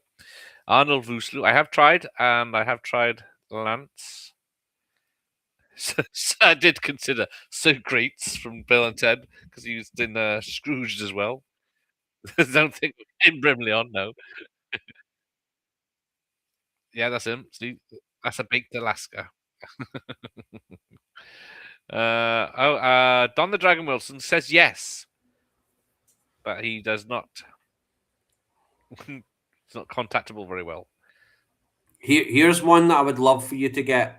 I know I'm done with nagging you about the V creator. What's his name? Which one? Ken Johnson. But Ken Johnson. yeah. Oh yeah, I tried it. Yeah. He's old now, right? Yeah. Right, but he's legendary. But here's one to try. Sheena Easton. I did think of Sheena, but You know, apart from a my Bond theme, baby takes the the morning morning train. train and Right? Because I personally think that this city, the city of Glasgow, owes her an apology. yes, it does. Yeah, yeah. You know what happened in 1990? They were not nice to. Go on, tell They were us. not nice to Sheena Easton, and she's never been back. She's never been back to this city, the city that she was born in, Yeah. and I feel like I would love to have that opportunity to speak on behalf of all Glaswegians that we are sorry for, belittling her that night. Even though I was only like 11 years old and I saw her on TV, Boo! I feel like I have the authority to apologize to her. I don't know what she's doing. Is she touring or anything? She lives in the United States, but I saw her on a thing where she was on a stream being interviewed, and yeah, I mean she's got influence on movies like For Your Eyes Only. She's the only person to appear in a Bond film at the title sequence. Singer in the title sequences. Yeah, and she did the song for Santa Claus the movie, which is the greatest movie, I the, did the not know. second greatest movie of 1985, right next to The Last Dragon, of course. She's in Indecent Proposal as herself. Yeah, Of she course. she was Sonny Crockett's girlfriend that got murdered in season Got it. 4 of Miami Vice. Yeah. She married Sonny Crockett, so she was Mrs. Crockett for a short while, and then she got killed. She was killed very quickly. Yeah, yeah. She got murdered in Miami Vice. She was another murder. You know, I think there's been another murder. Yeah. How They'd have dare solved that case a lot faster if they got Taggart over there in Florida. There's been 3 murders. But she deserves a heartfelt apology from Glaswegians. To hear it in the Glasgow Glasgow. accent, I'm sorry, Hen. We were absolute bastards to you back in 1990. Yeah. That was fucking, I was in the crowd. we were totally out of fucking order there, Hen. Oh, there you go. It's Christmas all over the world. Hear the singing. Oh, yeah. Oh, here we go. Showing us coming for a fight. The fight is piss poor, but yeah, I think we're Santa Claus the movie is a great Christmas movie, but I did also watch it. spoils Christmas at the same time because the end credits say all characters portrayed in this movie are ghosts. It's just you're like, fuck you. What am I going to tell the children? Luckily, kids don't wait that long. Oh, here's one we need to watch. Let me add it to the list. There we go. Right, Excalibur, Super Mario Brothers. Right, where you go? Strange Brew. Ah, yes, because you gave me that, didn't you? That Yeah, was yeah, good. yeah. I hadn't seen it before. Strange Brew. Yeah, It's just that line where it's like, what am I going to tell the children? Let's get some beers, eh? This Christmas, it's party with New the Year, who's who of party. 80s music on that one. Oh, it's great. Why has that not got a 4K? I don't understand. It's got to be licensing. It's a classic. Love Party. Right. Americans need to see Party. They need to understand what it was like to be in the 80s, in the early 80s in Britain. Breaking Glass is another good one. Do you remember Breaking Glass? Sounds familiar. Who's in that? It's not great. Is it? No. Heather O'Connor is the lady in the film, and Phil Daniels from Blur, Park Life. Yeah, he's our manager, and the song "Will You?" Oh, you drink your coffee and I drink my tea. That is a great song. Yeah, it's a good movie. I like Breaking Glass. Yep, I'm gonna have to do 1 degree of Red Brown in every live stream now. Of course, he was in Miami Vice. Oh, Okay, My favorite, if I had to pick my favorite episode of Miami Vice, it has to be Out Where the Buses Don't Run. I don't know. Where they use Brothers in Arms by yeah. Dire Straits. Amazing. Season 2. Right. It's the best episode of Miami Vice. The first Anybody seen Out Where the Buses Don't Run? Back me up here. It's Which amazing. one is that? It's the one where Crockett and Tubbs get contacted by this former Vice cop who's crazy, right? And he's almost like he's crazy in the way that Dan Aykroyd is in Loose Cannons, where he's like acting like fucking Scotty from Star Trek 1 minute, and they're like, "What?" I know him, and his body's buried in the wall or something. Is that? Yeah, and it's the body behind the wall, and it's part of the clues. Yeah, and when they're driving out to find the dead body, that's when they play "Brothers in Arms" by Dire Straits, and it's just so cinematic. It's gorgeous. That's the best episode of Miami Vice, without a doubt. Oh, well, it's a big fight, and he's finally realized he's the master. Yep, he was the master all along. It's a waste of his time to go finding some dumb guy. Hey, at least they got their money's worth of showing them like chopping the arrow again. You know, because they really did that. You can see it. There's no string. There's no special effect. It's just a slow arrow, but he did it. Here we go. Time to glow. But better get your ready, Brick. The show nothing the glow. And he's all wet as well. Yeah. Fantastic. Fine, Sheena Easton. You are the last dragon. You possess the power of the glow. And it's funny that this came out like what, 3 or 4 years before Coming to America. Yeah. Just let yourself. I do think it's still They got the effect right. Oh, brilliant! He is ripped. Oh no, showing us glitching. His battery's running low. Because T-Max got the moves, but it's not really a proper fight because of the Highlander effects. Yeah. It's all this sort of rotoscoped sort of shit. It works well. I mean, it gives the film its own sort of visual. Sort of. Michael Myers is iconography. The series is great. People take the piss of the fashion and it's perfect. The pilot episode is brilliant. Yeah, check that out. It is absolutely brilliant pilot. And Out Where the Buses Don't Run. There's some great episodes. There's some very serious stuff happening. Hit List is a really good episode as well. Al Bundy's in it as a. Do you know what I always thought was a really cool thing is the Crockett theme. Like whenever that theme ever played in the series, which was hardly ever played. Not much. It's only when Crockett's cover is blown. Whenever Crockett's cover is blown, the scene after it will play Crockett's theme.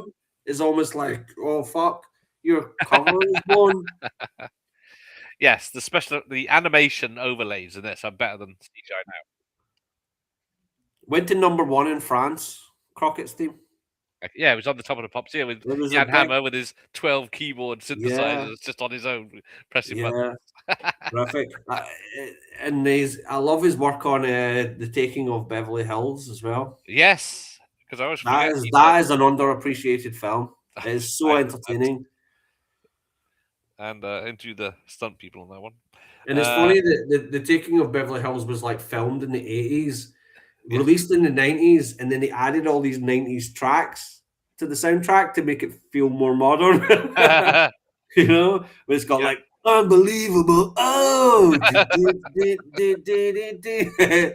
You know, even though those songs didn't exist when they were making that film, like got direct contact for Jan Hammer. Need to refresh. So I don't know what the police are going to do. Is there anything illegal that's happened? It's funny that Ian Grant.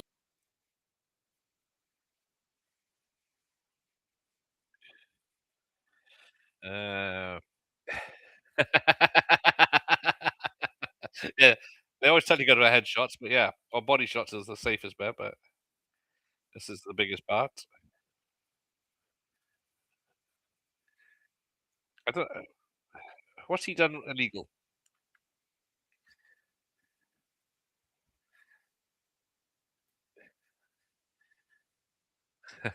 Kenwall. I have considered Kenwall, but apart from what is it? Oh, it's Terrence Frozen. Looks like it's not got frozen earlier, so he'll be. He's coming back. Take him off. He'll be back. Thought it was quiet. Right.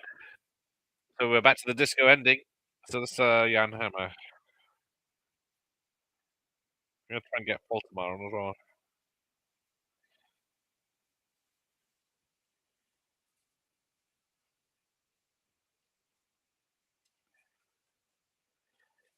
Who do I? Sylvester LeVay. There's another song. Is he back? He's back. And I gotta try and work out how to bring him back. There we go. Yeah, sorry about that. My laptop decided to, throw a You hissy back. fit. I don't know. You didn't get the memo to come back all dressed all in white, like at the end of the It just film. came right back. I didn't have to click the link or anything. Oh, cool. Yeah. Damn, who's the guy that did the? Oh, this is it. They were at the finale here, where they're all dressed in white, and he's like, he's the master. There we go. That's the line.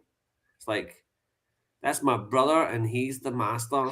It's just, it really does. It just takes then it just goes into Smokey Robinson singing. How you feel me?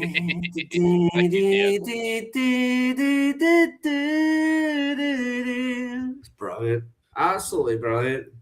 10 out of 10. Sorry. Just for sheer entertainment, right? I mean, it's not Serpico, right? You can't compare The Last Dragon to Serpico because they're different types of. They're aiming for different things. Yeah. But for what this movie is aiming for, it fucking nails it. It just absolutely it just clears the landing every time. And I've seen this film dozens of times, and it never fails to just cheer me the fuck up. Excellent. And I could be in a good mood or I could be in a bad mood, and this movie just gets me to that level. I'm not promising that if you've had your leg amputated and your wife's just fucking ran away with the kids, that this movie is going to solve those problems. But it's worth a shot. It is worth that shot. It's just so. It's just so cheery, and that's the thing I forgot to point out on the front cover of the box, the Sun newspaper, which never lies, right? It says the audience quite rightly whistled, clapped, and cheered. Quite rightly, right? Yeah. So it was within their God-given right to whistle, clap, and cheer to this movie. Yeah, if that's a British audience, you're doing very well. Yeah, exactly. Fuck. I don't know what that IFO door operator is, but that was Bob Bloomberg-Crest. Take care, Josh. Absolutely perfect. Absolutely perfect. And honestly, I think of all the films that I've watched on here with you, I think it's the best one. I think and I'm comparing it to Highlander, Showgirls, Blind Fury. I've watched a lot of movies on this channel, and it wins. It trumps them all. Last Dragon, number one, 100%. To 19. No, I'm going all the way back now. Bloody hell! I used to keep a record of what we did, so now I can't find it. That's not showing up now. Typical. Oh no, my document's not correct. Oh well. Last Dragon and Xanadu. Let's do it. Xanadu. Oh, we did Sharky's Machine. Oh, that's a Yeah, good yeah. one. Smoking the Bandits. Malone. To Live and Die in LA. I think you could watch To Live and Die in LA and then finish up with Last Dragon. You do need some fun, yes. That would kind of combat the nihilism of To Live and Die in LA. Yeah, Highlander, Blind Fury, Hudson Hawk, Highlander 2, Showgirls. Oh shit, I forgot about Hudson Hawk. Oh shit. Oh. So yeah, we did Highlander January 7th.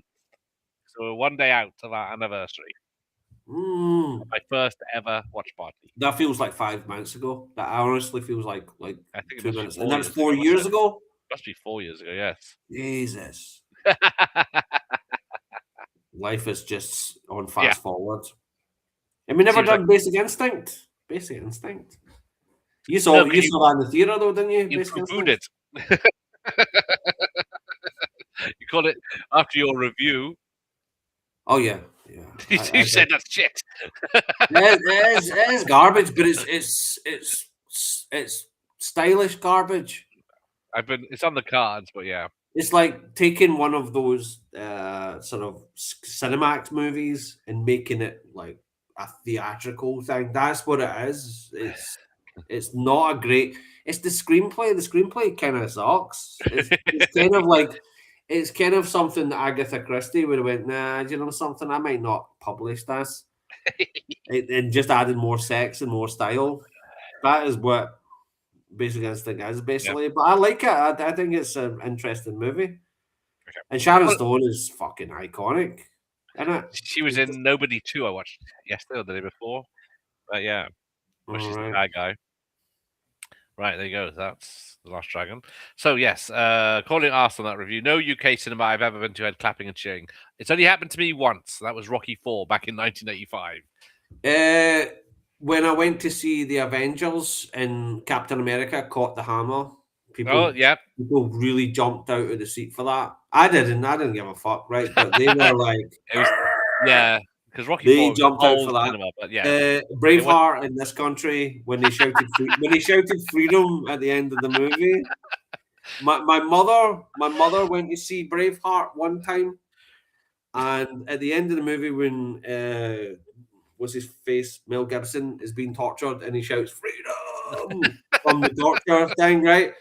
Apparently, this is what she told me, is some guy ran in with a fire extinguisher and sprayed the whole audience shouting freedom. Get back down, you Scotch people. Yeah, Braveheart had a weird effect in this country, which I regret now, right? I think it's embarrassing, to be honest. But at the time when it came out, yeah, people went fucking nuts for it. But the only one that I remember, besides Braveheart, that people really reacted to was Captain America, catching that hammer. That was, I remember that happening. That was cool, though. That was a big payoff, though. That was like, he tried to lift Spider-Man it. appearing in Spider-Man No Way Home. 6 movies previously, and now he's catching it. Yeah. But it wasn't the same as Rocky, because the whole cinema was cheering that one. I can't dance like Michael Douglas because I don't have a V-neck. I was going to say, I need a V-neck sweater. If you got the Fright Night sweater as well, so. So, Rambo 4, my parents and my mum cheered when Sly guts the man at the end. Oh yeah, that was cool as fuck. I didn't see it in the theater, but yeah, I was well impressed. That's what made me go and see. I saw Rambo 4 on a pirate, and I went to see the Expendables because of that. I was like, man, Sly is back. Yeah. And it sucked. It was like so PG.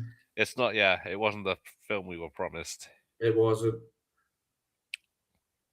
Right. But yeah, so only to feck's sake, this new system. It's not my fault.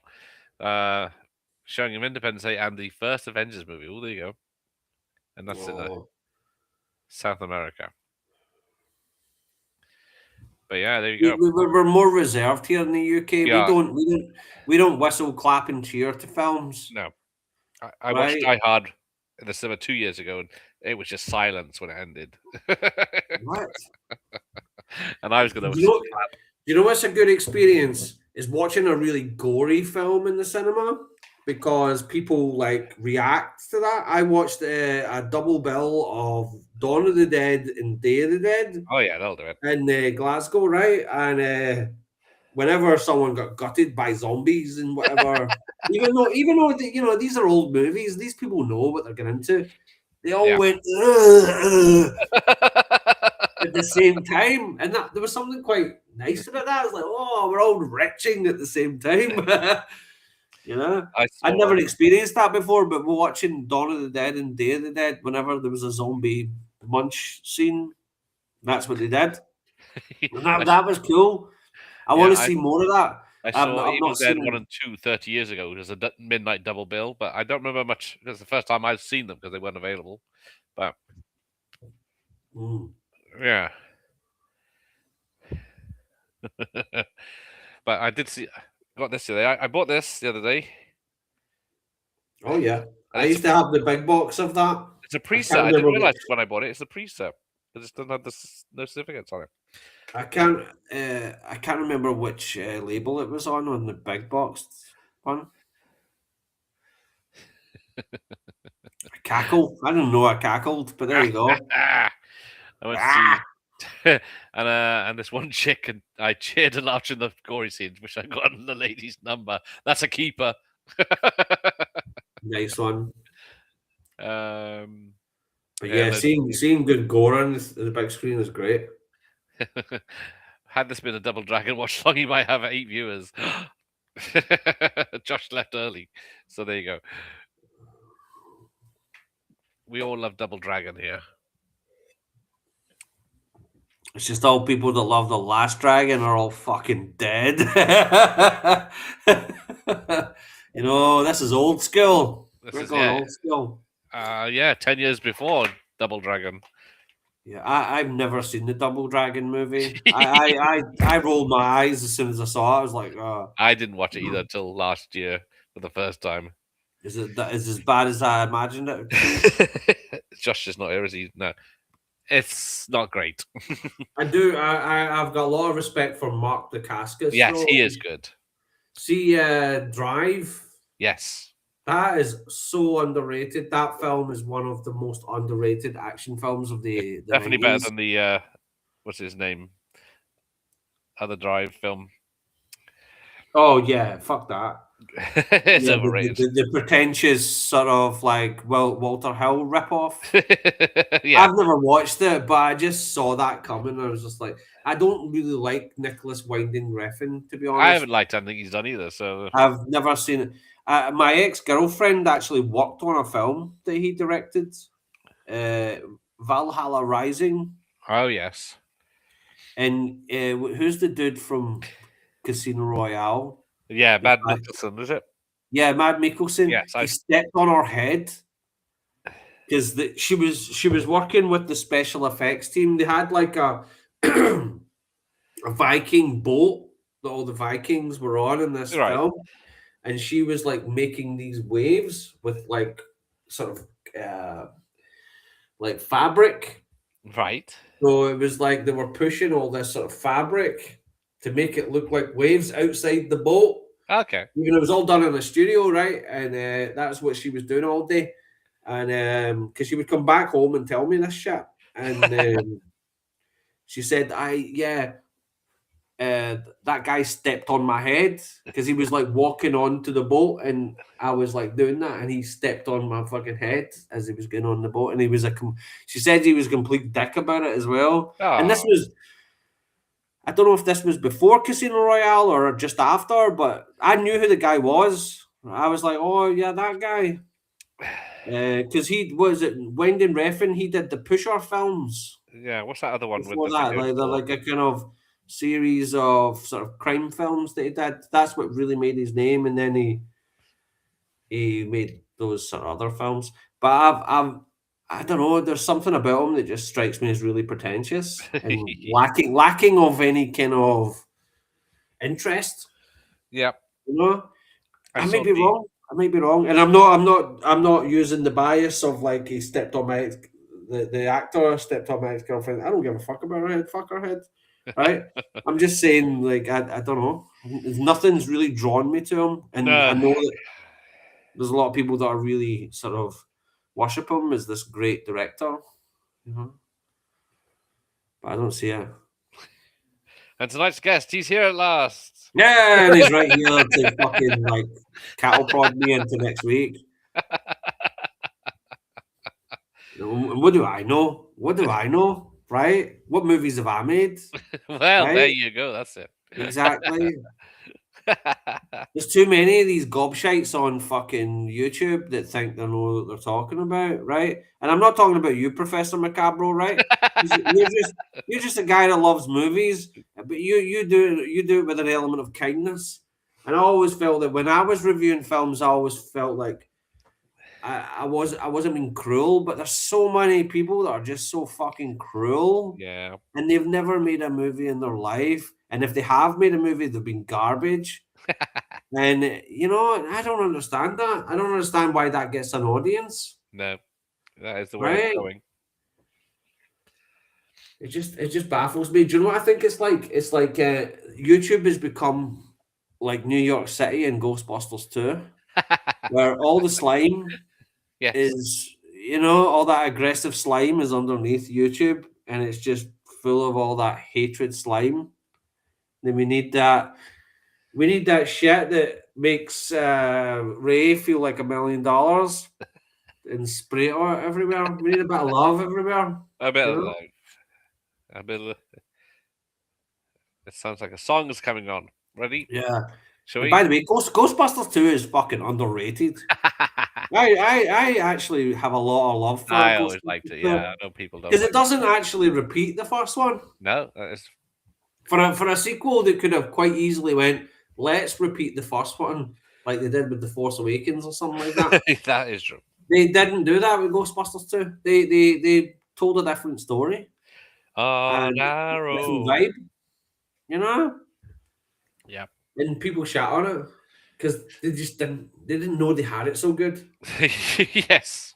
They Same really didn't know they had it so good. Just like these guys on the back of the box of The Last Dragon, where they're like, best film in months. Best film in months. If The Last Dragon came out now, this would be the best film in 10 years. It would, yes, that's the sad We'd thing. be like, oh my God. There's no competition anymore. There would be none. You would just be like starved for that. If The Last Dragon came out now, it would blow people's minds. Yeah. Right? And back then they were like, 4 months. We've had a couple of months. Yeah. Couple of months of this one, And that's them being kind. Avatar 3 makes $1 billion in 2 weeks. Game over, man. That's just sad, isn't it? And you quote aliens at the same time. Game over, man. Yeah, she's in charge. Have we got time for aliens? I think Avatar is like a cult in itself, though. There's like when that movie first came out, I think there was people that just wanted to live there, and they just it was they just go into like hibernation until those movies come out. And they're like, yeah, I don't know. No one in my chat seems to have paid to go and see it. So no. I've never met anyone that's. I know people that like Avatar, right? I've met them, right? But I've never known somebody that really fucking loves those films. Like they can really bore me to death and explain to me why they're so good. Because I don't see it. I'm just like, fuck. Yeah. I've never understood the whole hype behind Quentin Tarantino. Right? No, I know controversial, whatever, right? But I mean, I remember when Reservoir Dogs, Pulp Fiction, True Romance, and all those films came out, and yeah, it was really cool. Those movies were different. They really kind of hit a nerve at that time. But see, since then, I don't really think he's managed to reach that height of interest for me as a film goer. I do like Jackie Brown, but see Kill Bill and fucking what's that one? The war one, Oh, Inglorious Glorious Bastards. Bastards. I'm really not. I mean, there are good moments in those films, but they're not. I don't feel really that engaged with the story. And I listened to his audiobook of his, I'm telling you how movies should be made kind of book. And honestly, the guy just doesn't have a fucking clue. I'm sorry. He's up his own ass. And the thing I find the most offensive about Quentin Tarantino is this whole kind of, I'm going to make 10 movies and then I'm going to quit, because so many directors get to a certain age and they can't make movies anymore because they get shit, right? That's his, and he uses a couple of examples. He uses Billy Wilder. He says, "Oh, Billy Wilder made films up to a certain age, and then he kept making films and they were garbage." For that, right? Okay, that's a good example, right? Because yeah, Billy Wilder's last few films kind of sucked, but then you look at people like Sidney Lumet, right? Who was in his 80s when he was making Before the Devil Knows You're Dead with Ethan Hawke, Philip Seymour Hoffman, Albert Finney. That is a fucking great thriller. It is a really great thriller, and he was in his 80s, right? And that's what I'm saying is like Tarantino, you're picking and choosing these people. You're not actually going for the whole thing. Like No. Akira Kurosawa was fucking old as fuck when he made Ran in the mid-80s, right? These guys were old. Stanley Kubrick, who everybody fucking worships, right? He was on his deathbed when he made fucking Eyes Wide Shut, right? Yeah. I'm sorry. He does not know what he's talking about. Just copies. And I think it's insulting to people in general, to life in general, that okay, you get to a certain age, you can't make a good film anymore. That is basically belittling a whole ton of great artists. They're He's basically saying your art doesn't matter because you're past 60 or 70. Yeah. Bullshit. Isn't he 60 himself now? Clint Eastwood. I mean, Clint Eastwood's 90 odd and he's still fucking making movies, right? And I'm sure he was like, I'm betting you Clint Eastwood was going, fuck you, Tarantino. Right? Definitely. Watch your back. Yeah, Tarantino is the AI of the 90s generation. He's a wannabe. I'm sorry. He cannot shine the shoes of Sidney Lumet. and that's not hyperbole. Sidney Lumet has made so many films that are far more powerful than anything that Tarantino has ever done. Tarantino he's a great tribute act. His films are entertaining. They have great scenes in them. Even the ones I don't like, there are moments in them that like, fuck, that was awesome. But as a full picture, I'm kind of like, you know. The best bits, maybe. I just think he's got his head up his ass. What is your man, Sam Fustenberg? Oh, he's underrated, man. He is so underrated. And what a lovely man he was. Thank you for that. Honestly, I owe you big time for that. Get to sit and chat away to Sam Fustenberg like he was just my buddy. He was cool. That was insane. I never forgot that. He's a real filmmaker. Yeah, his first film was a drama. He didn't have Harvey Weinstein like spending the bones of all these like teenage daughters that he fucking raped to give to Tarantino, right? Sam Fustenberg was given fuck all by he's given nothing by Canon Films, and to turn it into fucking art, right? Fuck art, turn it into money, right? And as much as I shit on Breaking 2, right? As much as I shit on that film and I don't like it, I still have to take my hat off to him that he did that in the same year that he did Ninja 3, The Domination, right? Which to me is one of the most entertaining films I've ever seen. It's so awesome. It really is. It is one of the most entertaining films. It makes no fucking logical sense. Who cares? But it is so entertaining. And Sam Fustenberg is such a gentleman as well. He was. I can't wait to get. That's the thing is Excalibur's coming out in 4K. and I can't wait to get Riverbend when it comes out on Riverbend, yes. Blu-ray. That's me. Finally. I'm coming into the physical media realm because of those films. Because those films are coming out, and that's what I want. Cannot fucking wait. Excellent. Right, let's go. Bedtime. Some of us. Yes. An old. Time for Terry bye-byes. Time for Terry bye-byes. Come on, Terry. All right. On that bombshell, with Tarantino being a hack. Yes. The magpie of directors. We'll say goodnight, and we'll see Terrence next time Yes. for probably a Scalover, as is February. Stay tuned for Super Mario Brothers And coming Super Mario. soon. You know, I'll reread the John Leguizamo memoir. Hit you with some of the nuggets that he had to say. Executive decision section. Yeah. Right, so tomorrow night, The Hand That Rocks the Cradle. Oh, that's it. Get your breast pumps out for that. I got a D cup. I should be all right.